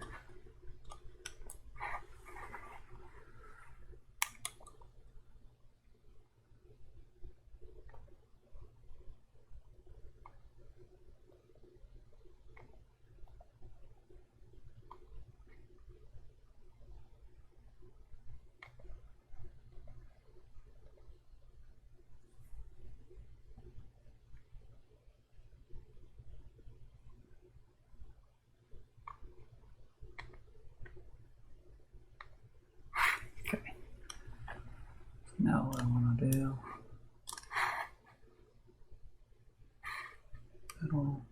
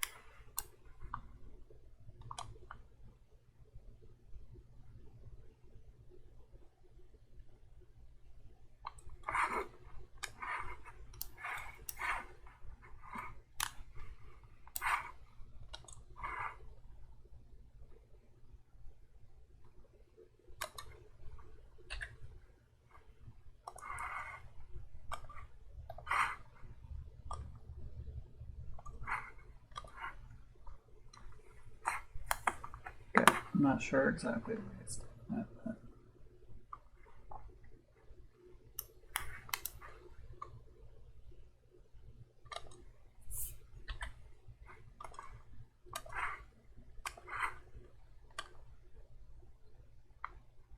no. Oh, because it's all one piece. Even though I'm not clicking on it as all one piece. Okay. Well, the nice thing is,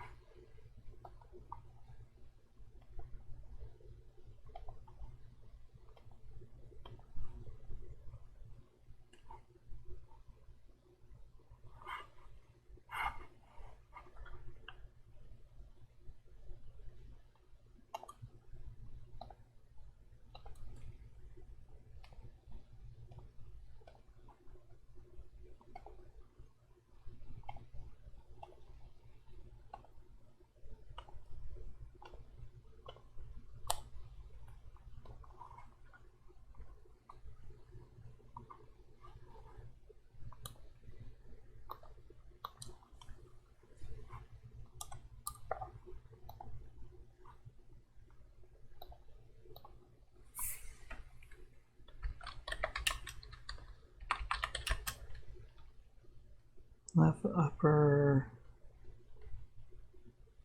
LED, we'll call it, I guess.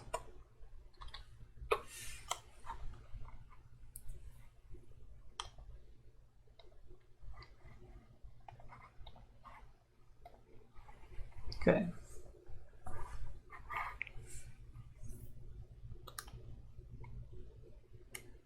That's actually a good spot. That's a good spot.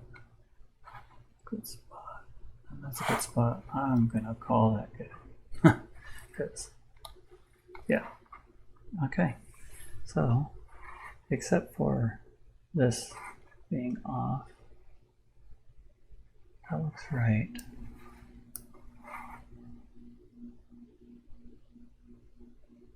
That's fine. So, let's turn that off.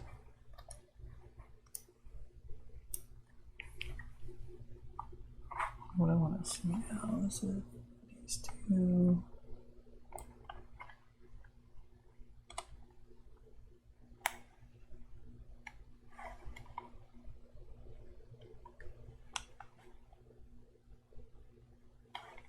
Okay. Let's find this.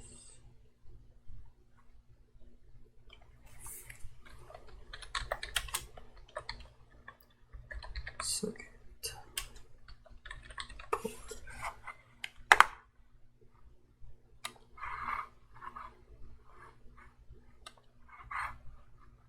Well,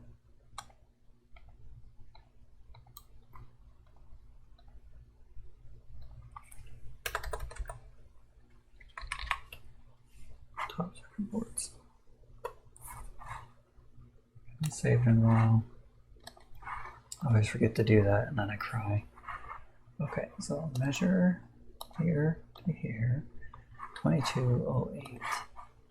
Measure here to here, 2294.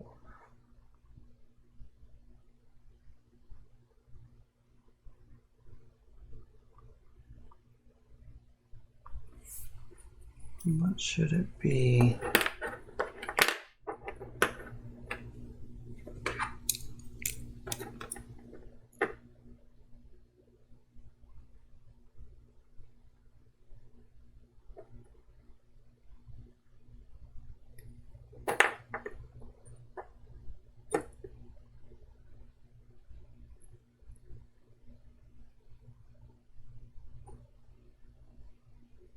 $22.94 works.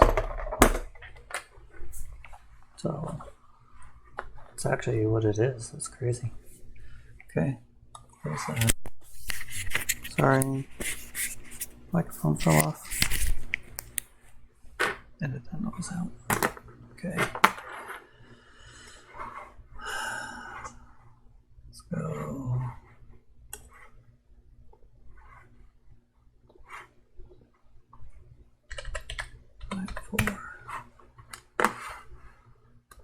this doesn't seem to actually work here.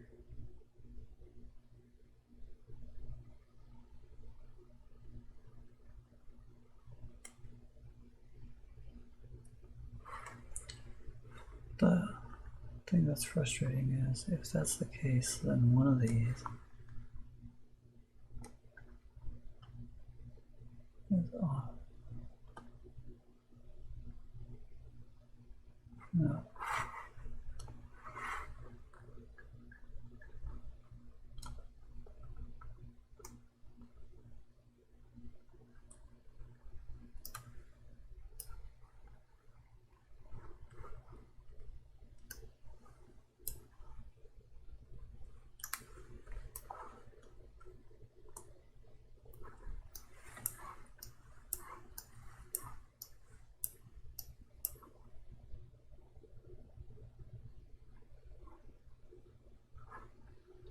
I want.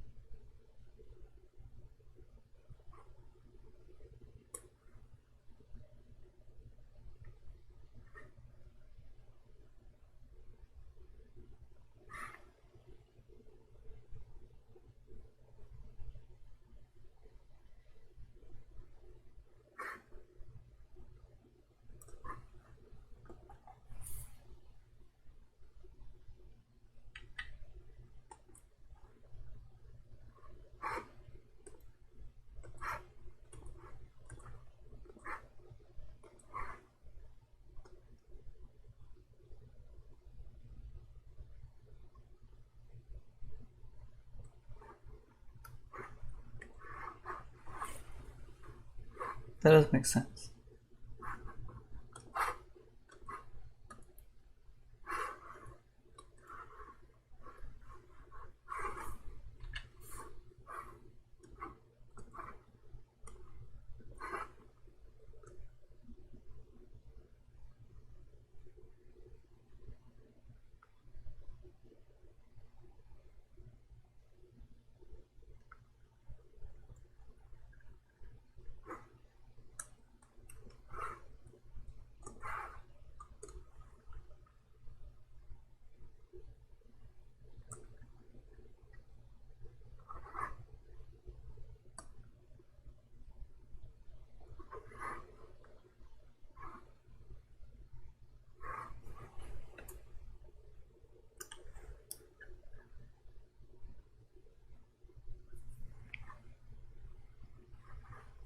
This one needs to go that way.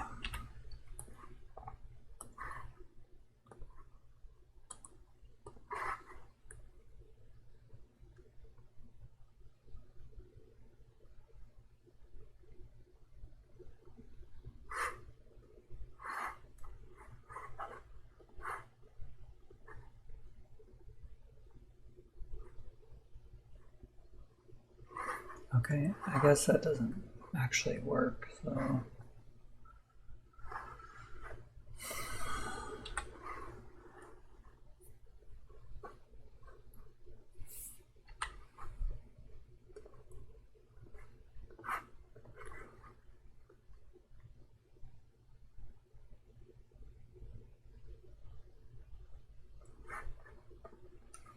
hopefully it works out because I like that better.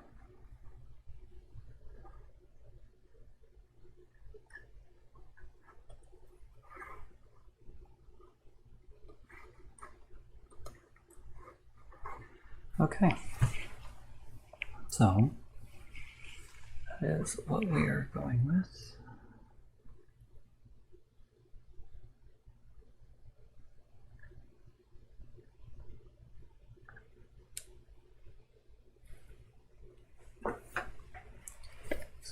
Funny little tape measure in my screen.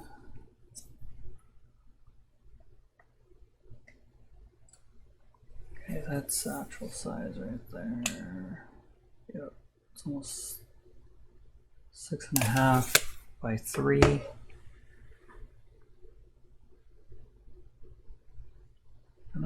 right? Because you're not going to see that. You're only going to see those holes.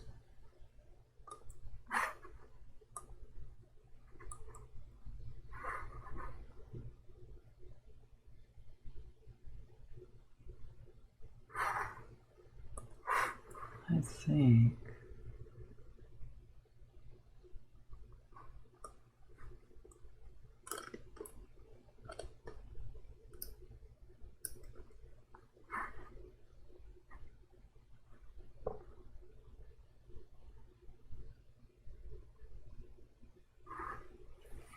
okay, I think that is what we want.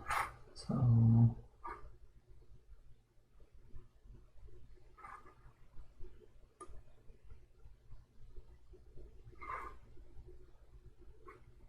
that looks equal. That looks good. So now what we'll do, I guess,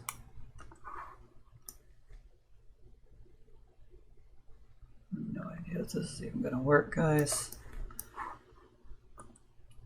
Cry together. So actually, you know, let's do it this way.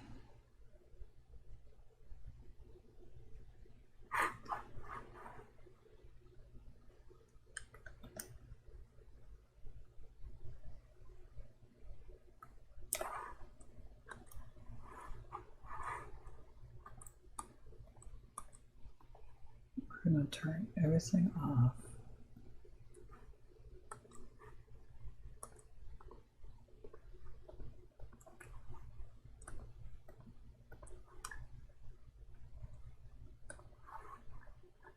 Except for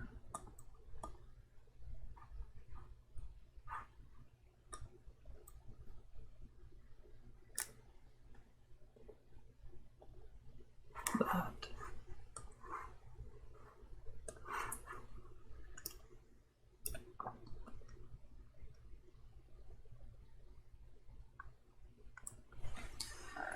Okay, I need that baby to be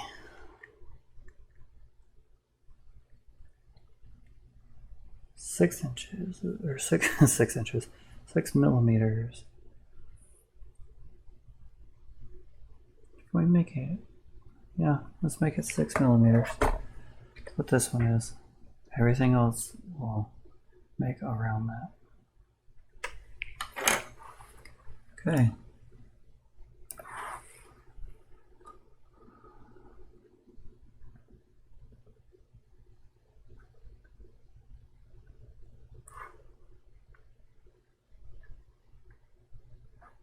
That's not what I was trying to do. Because now that's a body. Okay.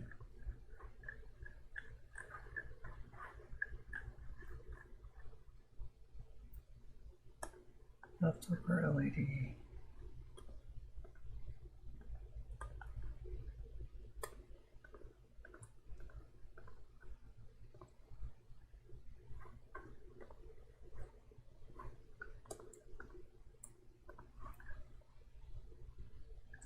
Don't want to do the circuit boards.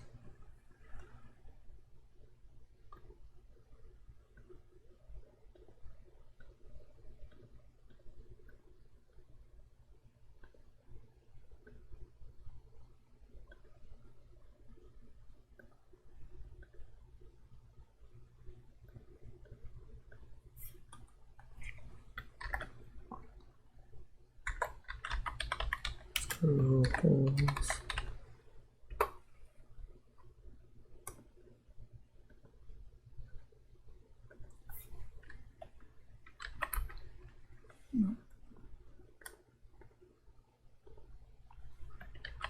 And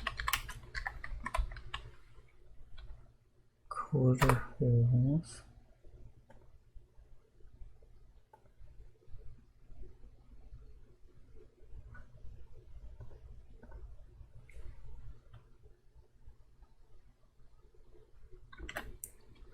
Swap button.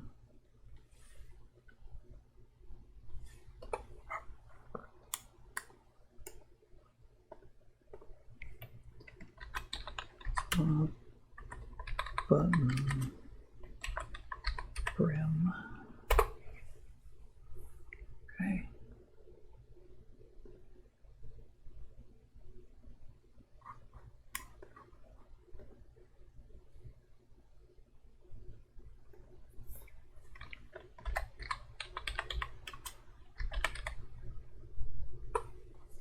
It's 7 segment display, but I don't want to write all that out.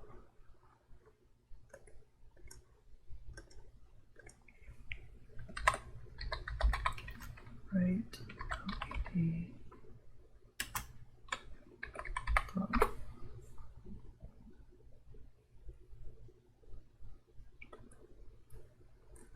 Okay.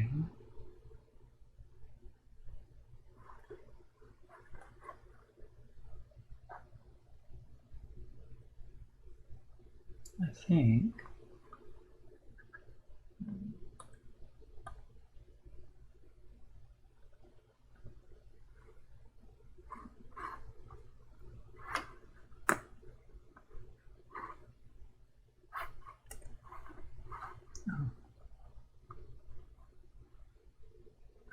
right on the top.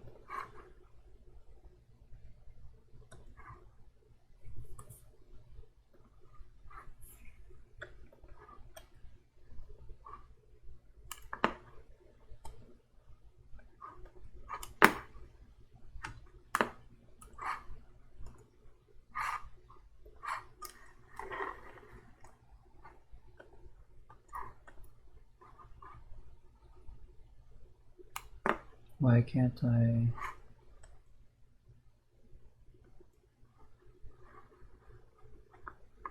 Go a little different.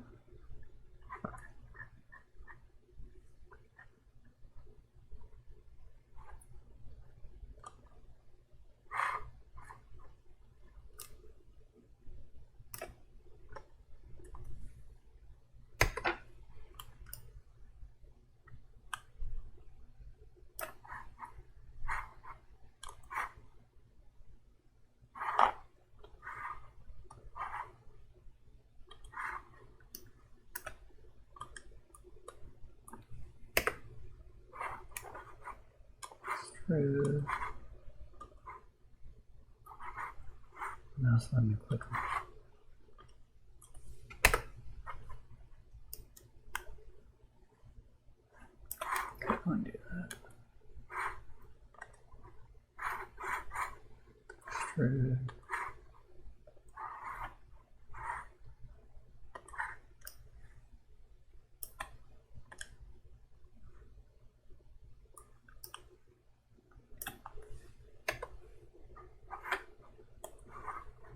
Because that is not. You know what?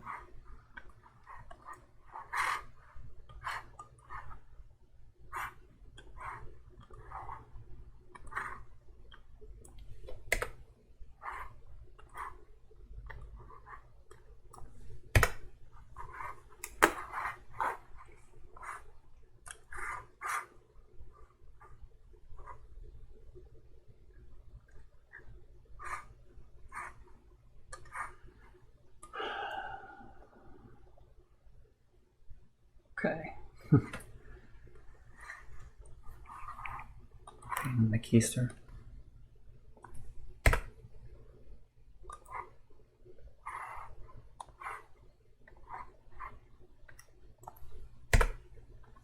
Okay, there's that. Go down here and color.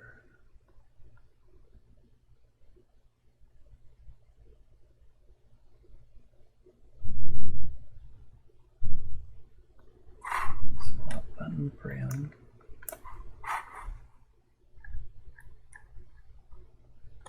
Get rid of this. Take this. Bring it back.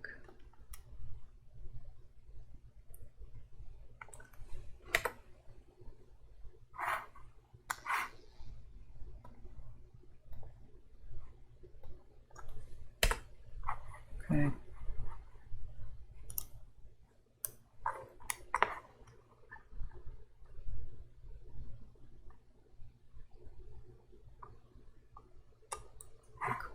encoder holes. Body. Oh. Gotta turn on.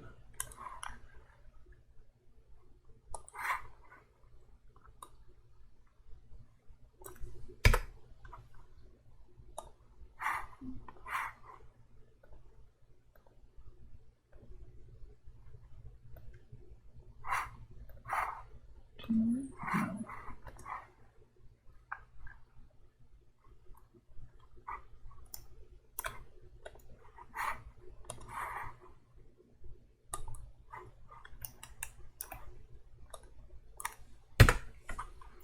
So I think the reason it's doing that is because they were just slightly not at the same plane, even though I told it on the same plane. Can I put the microphone keep falling off? So, okay, open encoder holes. Let's go ahead and do the screw holes.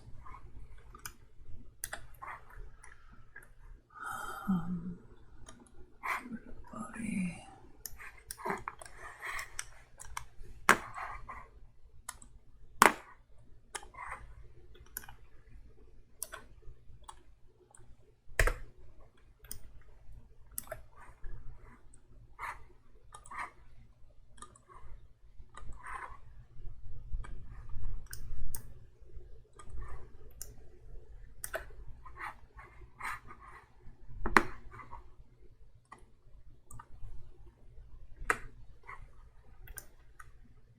Okay, there's our holes for that.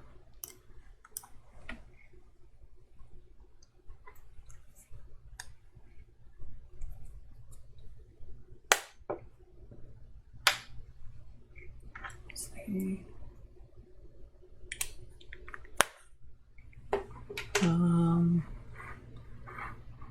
There's that, there's a swap button, that's that. So now that bottom, do this. Now, so this is 6 millimeters, and so this next hole, what we're gonna do, the brim, turn the brim on.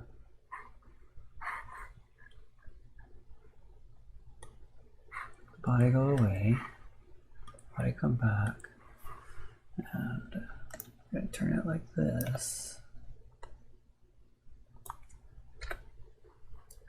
Go 5. Nope, because it started in the middle. So let's go 3, 4.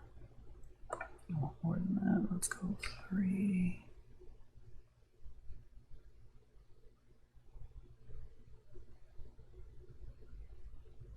Okay, and then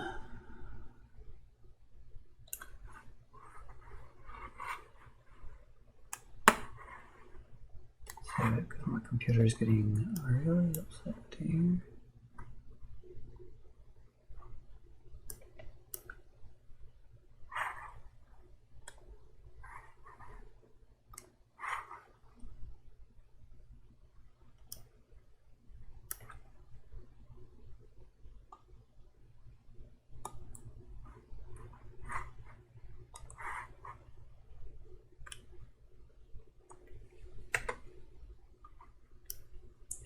That either, so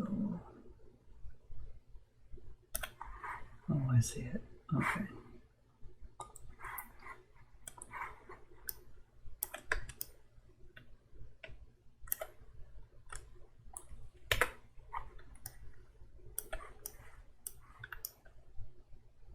There we go. So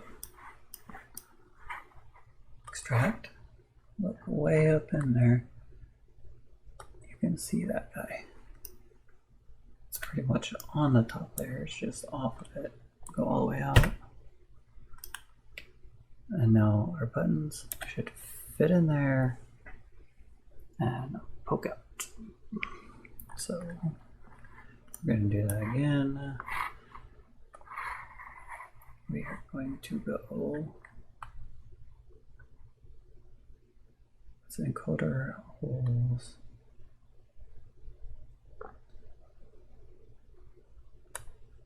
Encoder is on. Body is off. Body is on. This is the same thing we do not want. We're going to go this way first, because then, no, that was the way to do it.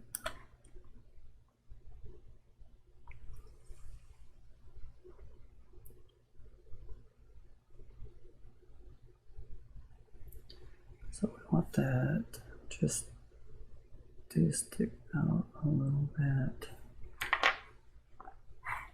So we're going to go here and here, and we're going to turn so we can see that way. 3 would be all the way through. 2 would not do that because then you're straight on it. Actually, 4 would be all the way through. 3 would leave a little meat. Let's go 3. Because essentially your encoder is the rectangle and the shaft, and we want the shaft to stick through, but there's little teeth on the shaft. The teeth are approximately, they're super small, so it's hard to do this, but the teeth are 1 millimeter. So if we leave 2, they'll kind of bite in when we tighten the screw down. So that's what we're going with there. Go bottom. This around. Okay. That, you guys, is our faceplate. Now, one thing I want to do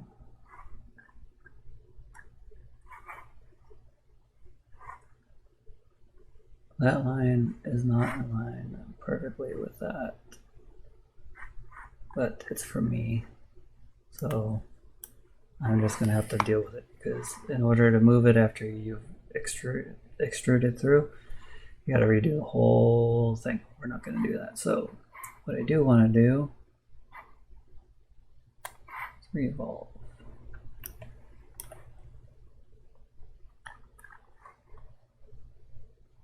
No. Okay. We are going to fillet our edges.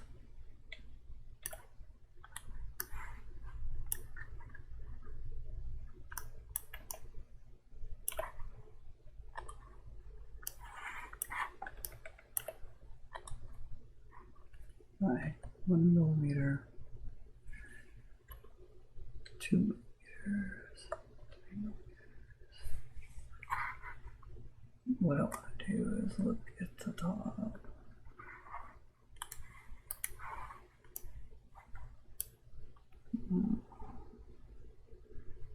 Two.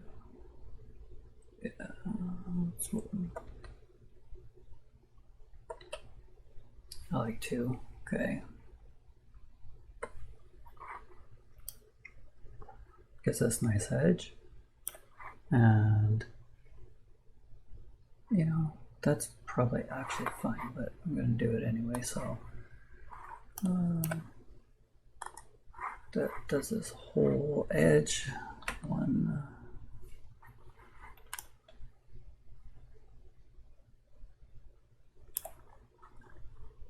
In there and look. I like that. Don't like that it's on my holes.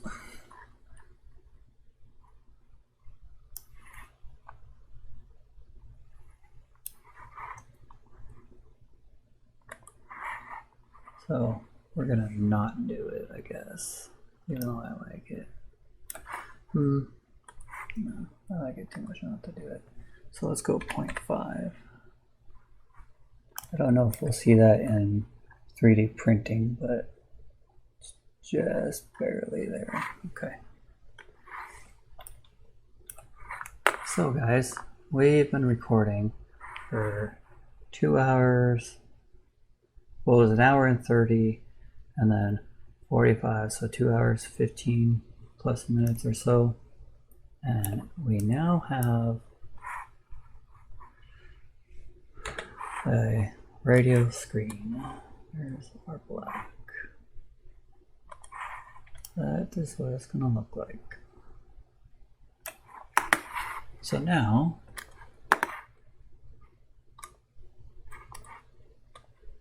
we are going to call this Faceplate.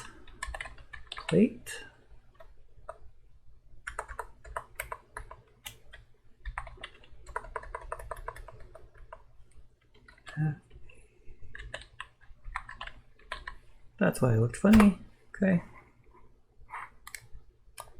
Make all sketches hide away now. So we are good to go there. And then what I want to do is find our cute little buttons.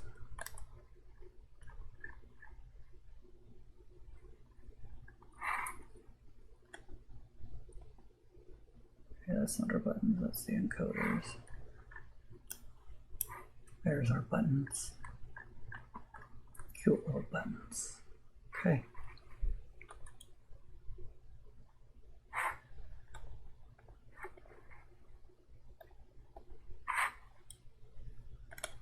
We're gonna go like this. And see if they'll let us do this. Actually.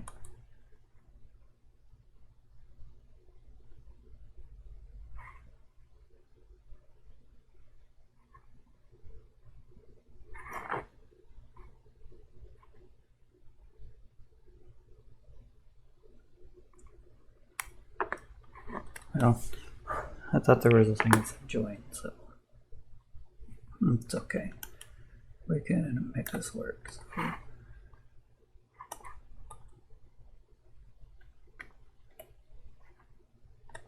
why?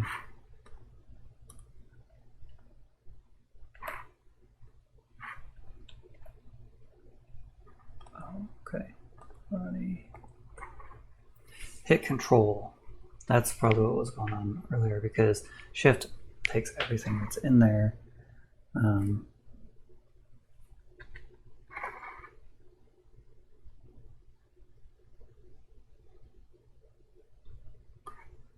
Okay.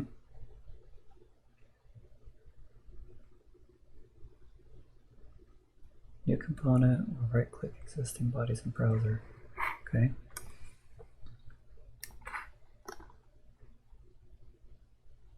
Create a component.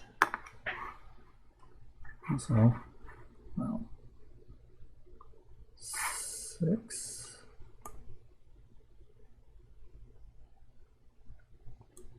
8. Create a component.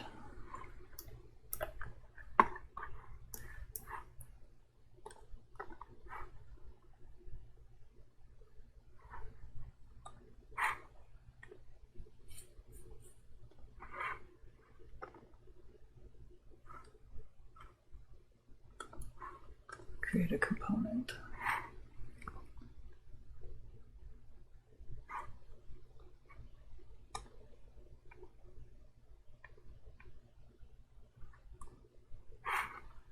So what I'm hoping is that I can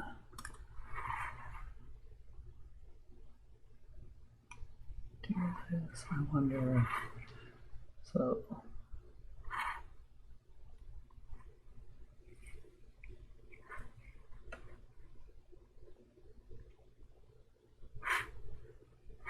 yeah, let's try it.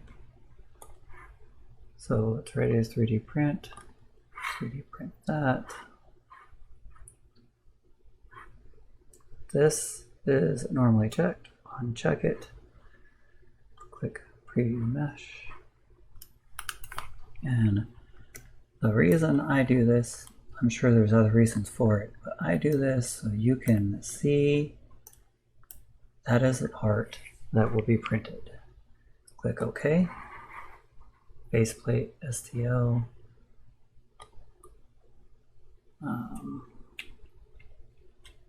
Version that says 4, so we'll go 5. Okay. So go here. This is our artillery. You gotta have a flash drive on ours. So flash drive is now connected. Faceplate 5. Wada bing, wada boom. Place that baby on the face. No, I want it on the other face this time.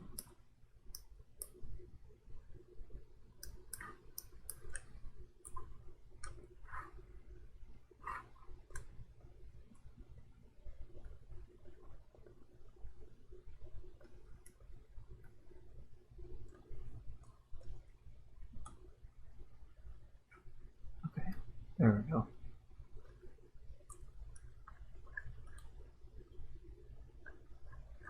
Now, for some reason, on our printer, okay, got it. On our printer, it does not like to print things directly in the center.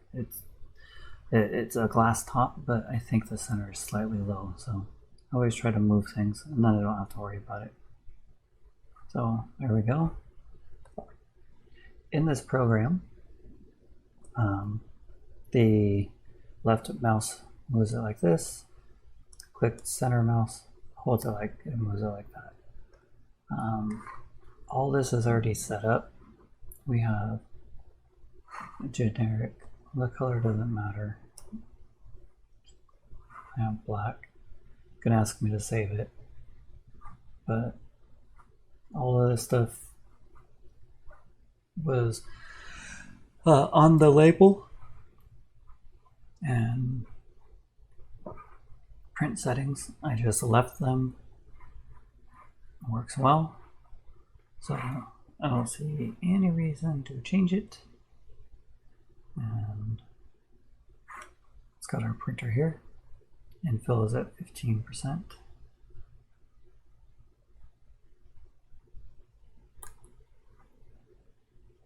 You know what? I'm gonna leave that off because it didn't need it. There's enough base that it's gonna hold. So you hit slice, you can move this and you can see how it prints. And this does the same thing. So estimated printing time is 3 hours and 3 minutes.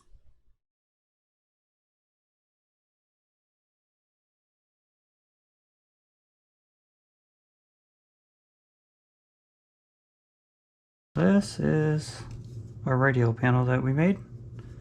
This is what it looks like printed out. Have a little issue here I'm not worried about because when the 7 segment displays are in, I'm not going to see it. I have created these guys that are to hold in the buttons, which are these guys. And here's our switches. Now our switches, I drilled a little hole in. I don't know if you can actually see it, but there's a little hole. And I'm gonna take these super tiny LED lights and put them in there. Like that. Drop a little glue in there. And then once these are all installed, this will be sitting on there like that. And when it has power, that will light up. That way if the sim's a little dark, you can see it. Okay. have 2 rotary encoders.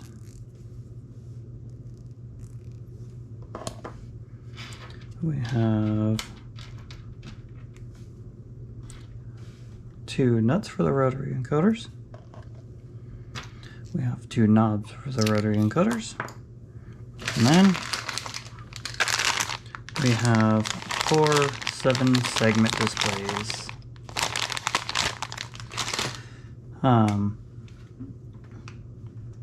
Throughout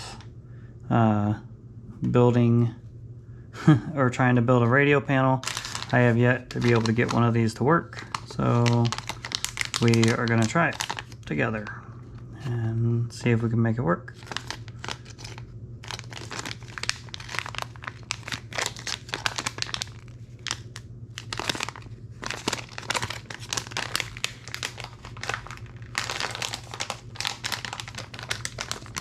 Right. There's 2 sides to it. The little bright yellow, that's the actual SMD or the LED part.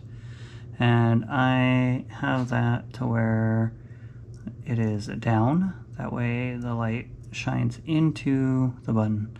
Now, if you're ordering stuff from, like I order some stuff from AliExpress, if you order stuff from there, they actually have these buttons that have lights in them. And I have ordered those, but they're gonna take over a month to get here. That didn't work.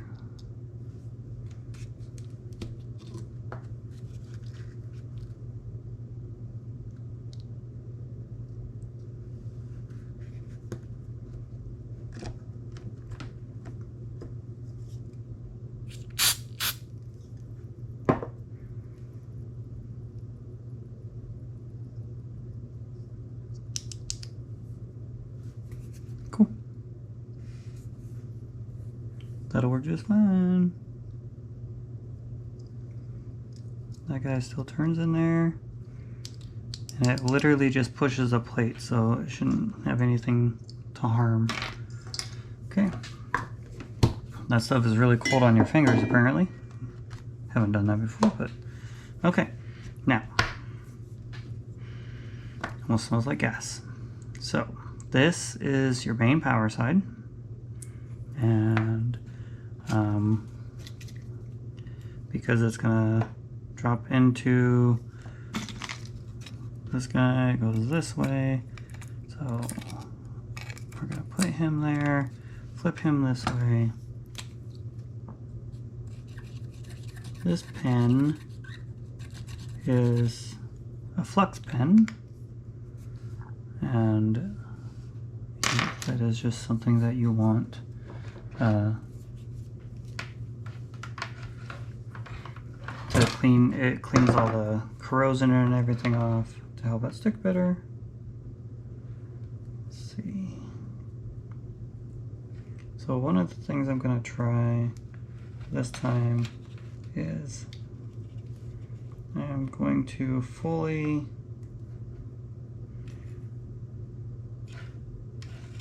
trying to strip a wire. I'm going to fully just solder these wires straight to the board.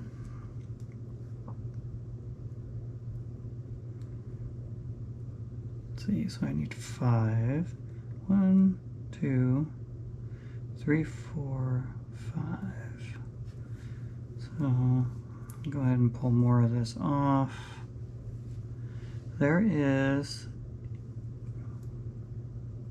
in this jacket here, there's this string. And sometimes it works and sometimes it doesn't. But I'm going to grab some pliers, grab the string, and in theory, you should be able to pull it. There we go. Pull it down where you want it, and that allows the wires to come out. I'm going to do more. I want to come all the way up there.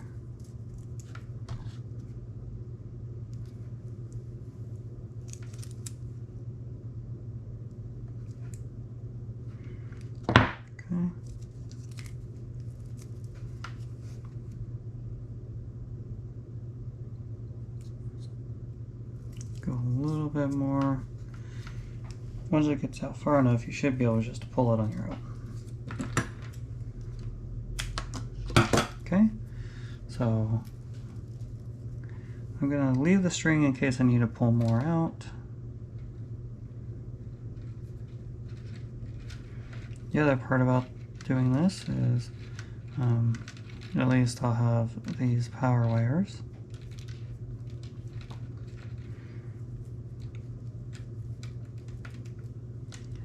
Okay, I'm just twisting my orange and brown.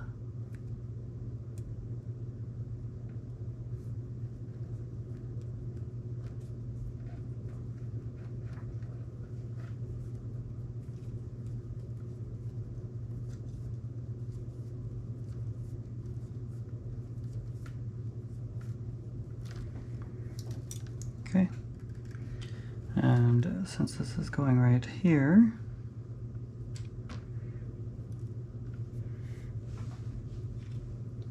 figure out the best way to do this.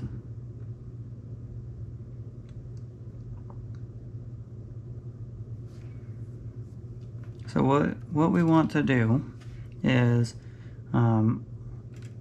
so these outputs in the clock, it's DIN, CS, and clock, can go over to this board's in. So those two will just be soldered with these little wires, not that one, but the little wires. Whatever color we put here will go here to the other board. But the power and ground, they should come into this board, and not be transferred in between, and then hooked to the main power source. So that's what I'm trying to figure out. And I think what I'm going to do, so long-term goal is I'm going to have all of this hooked to a plug, and we'll build a case on the back that the plug can sit into, like right here-ish, and all these wires will go into it, and then you can just, you know, plug the plug in. I haven't figured out what kind of connector I want yet. But for the time being, I think what I'm going to do is I will just take a little bit longer wires than I normally would use, cut them, strip them, put them in. Okay, that's what I'm going to do. I'm going to take wires long enough. I'll show you here. Let me cut these. These wires will be long enough to go to whatever. I don't know if it's in the screen here. These wires will go into here, and they'll go into whatever plug-in that we're going to put into it. And then, but for testing purposes, because we want to know if it works, we'll do it this way.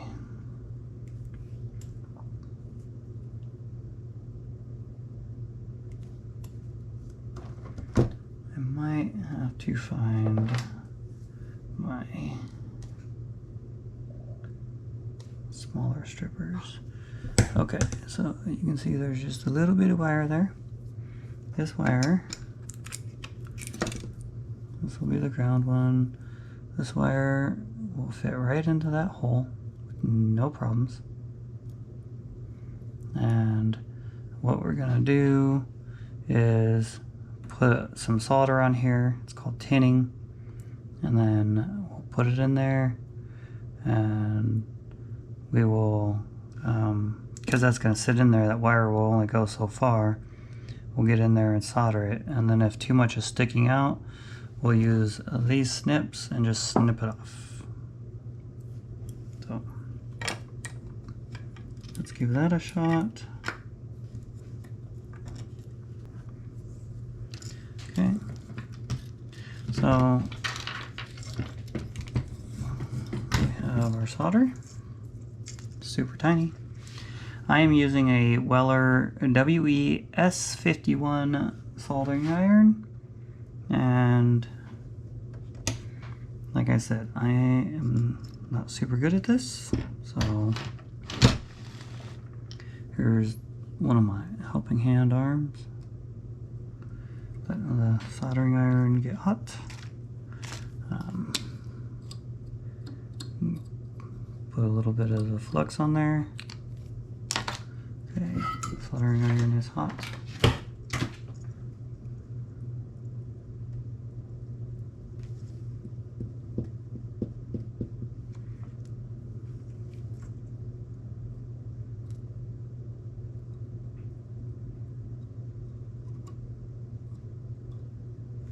Okay.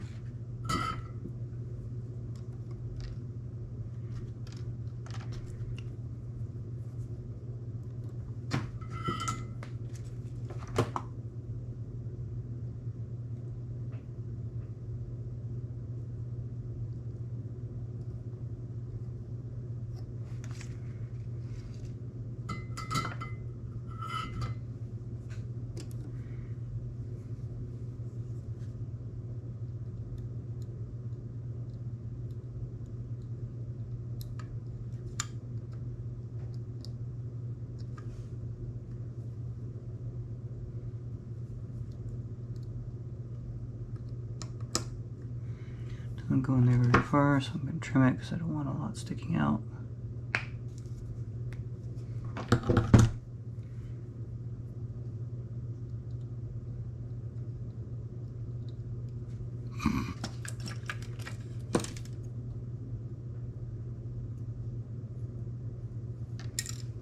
Cool. Okay. We're going to use our helping hands.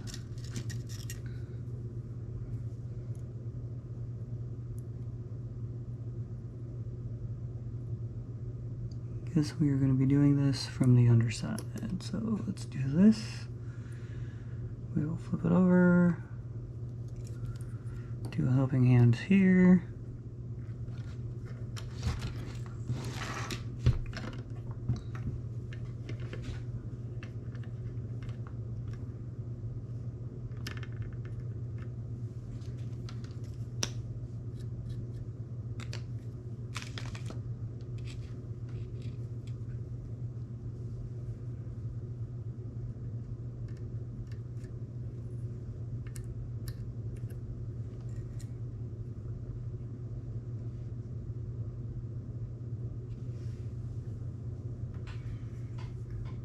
Yeah. Put on these little helper glasses here. Okay. So heat up both items. Drop our solder in. There we go.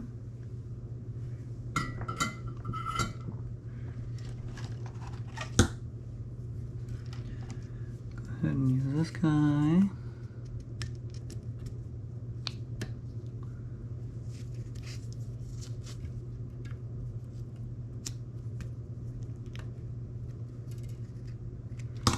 Oh, it's not working. There we go.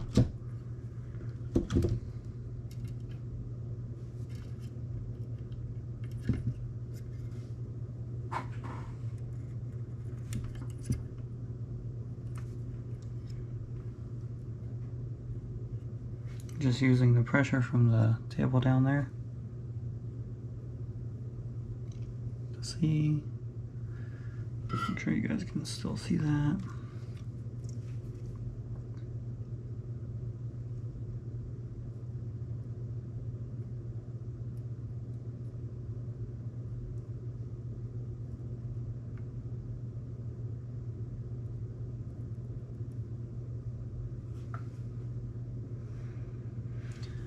I don't think I put any of this on there, so.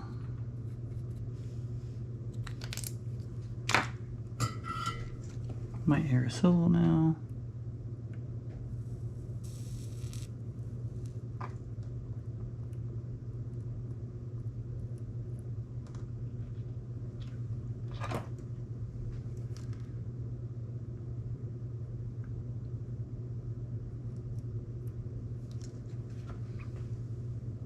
There we go. Turn off our soldering iron so we can take a peek. Obviously it's not good because it's still rotating, so.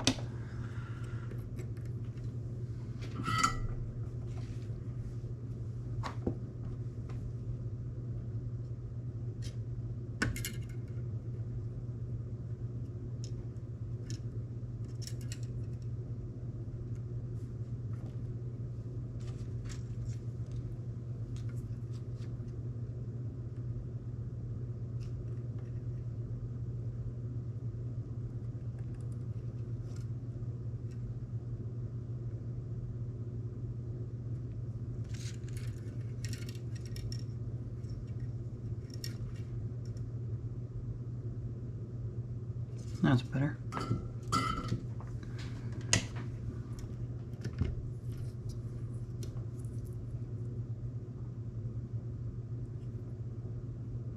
And they're pretty good.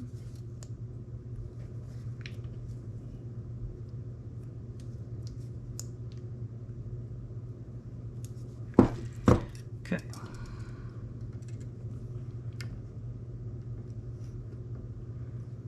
Set that there. I think it's these other holes.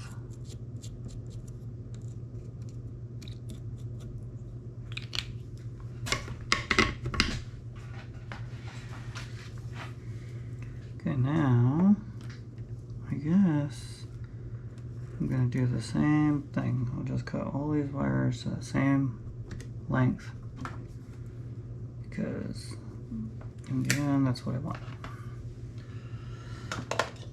Okay, so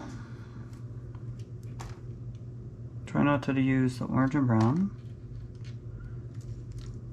Just personal preference. I will if that's what I need, but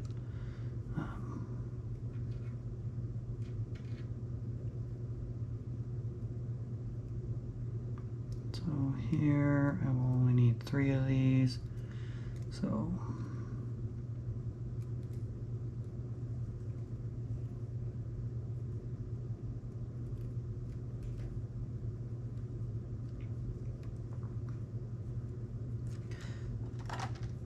we will do these ones.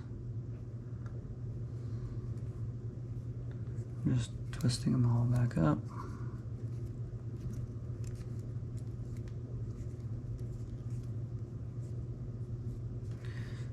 I will probably, when I do the connector, I will untwist all of them, but we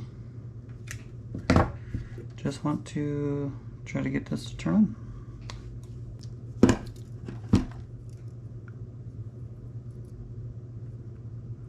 All of it is nice and solid.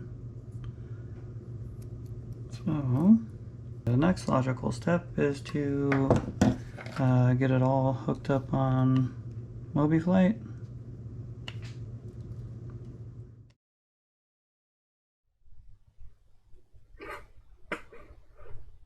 Yeah, 3 seconds. Might need an update, but if I can skip it, I will. Just keep going. So I will actually show real quick how to do this. So go to settings, modules, testing, and click on device, 7-segment display, and on these ones you pick some of your A output pins, and upload it. I already have this, so I'm not going to do that. What I needed is on A0 we have the clock, and on here A0 is orange. On orange and blue.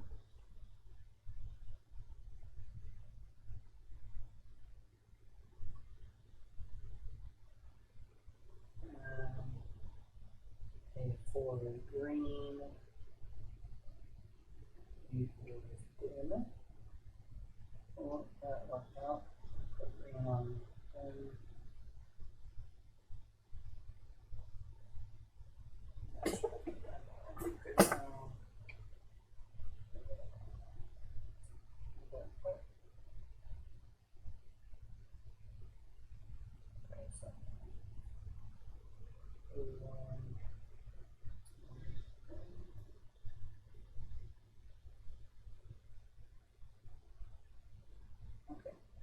connected,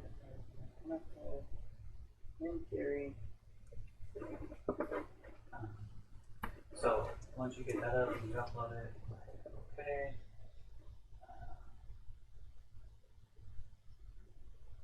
Yeah, I didn't actually change anything. And here,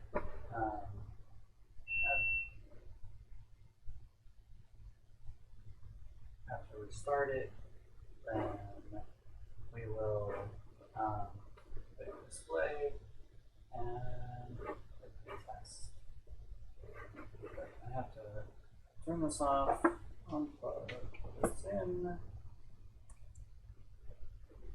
and select the Mobiflight.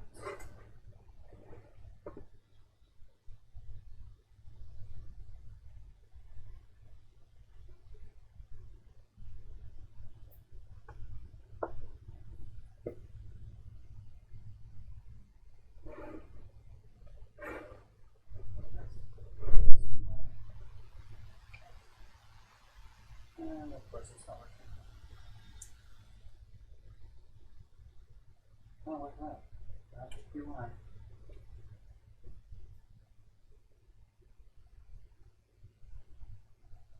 You may have to restart that.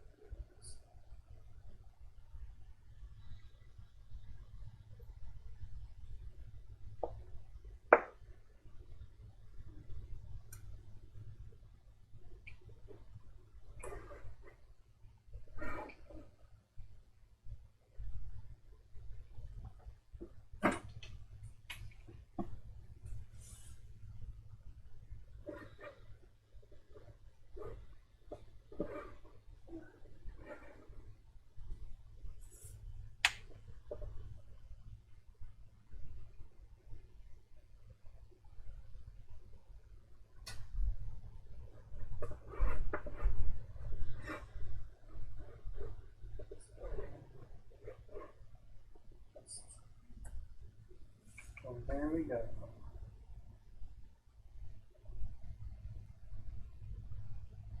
So GoPro ran out of storage, but that is what it is supposed to do. The 1, 2, 3.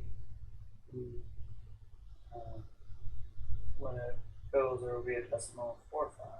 So that one worked. Now let's solder the next one to the next one.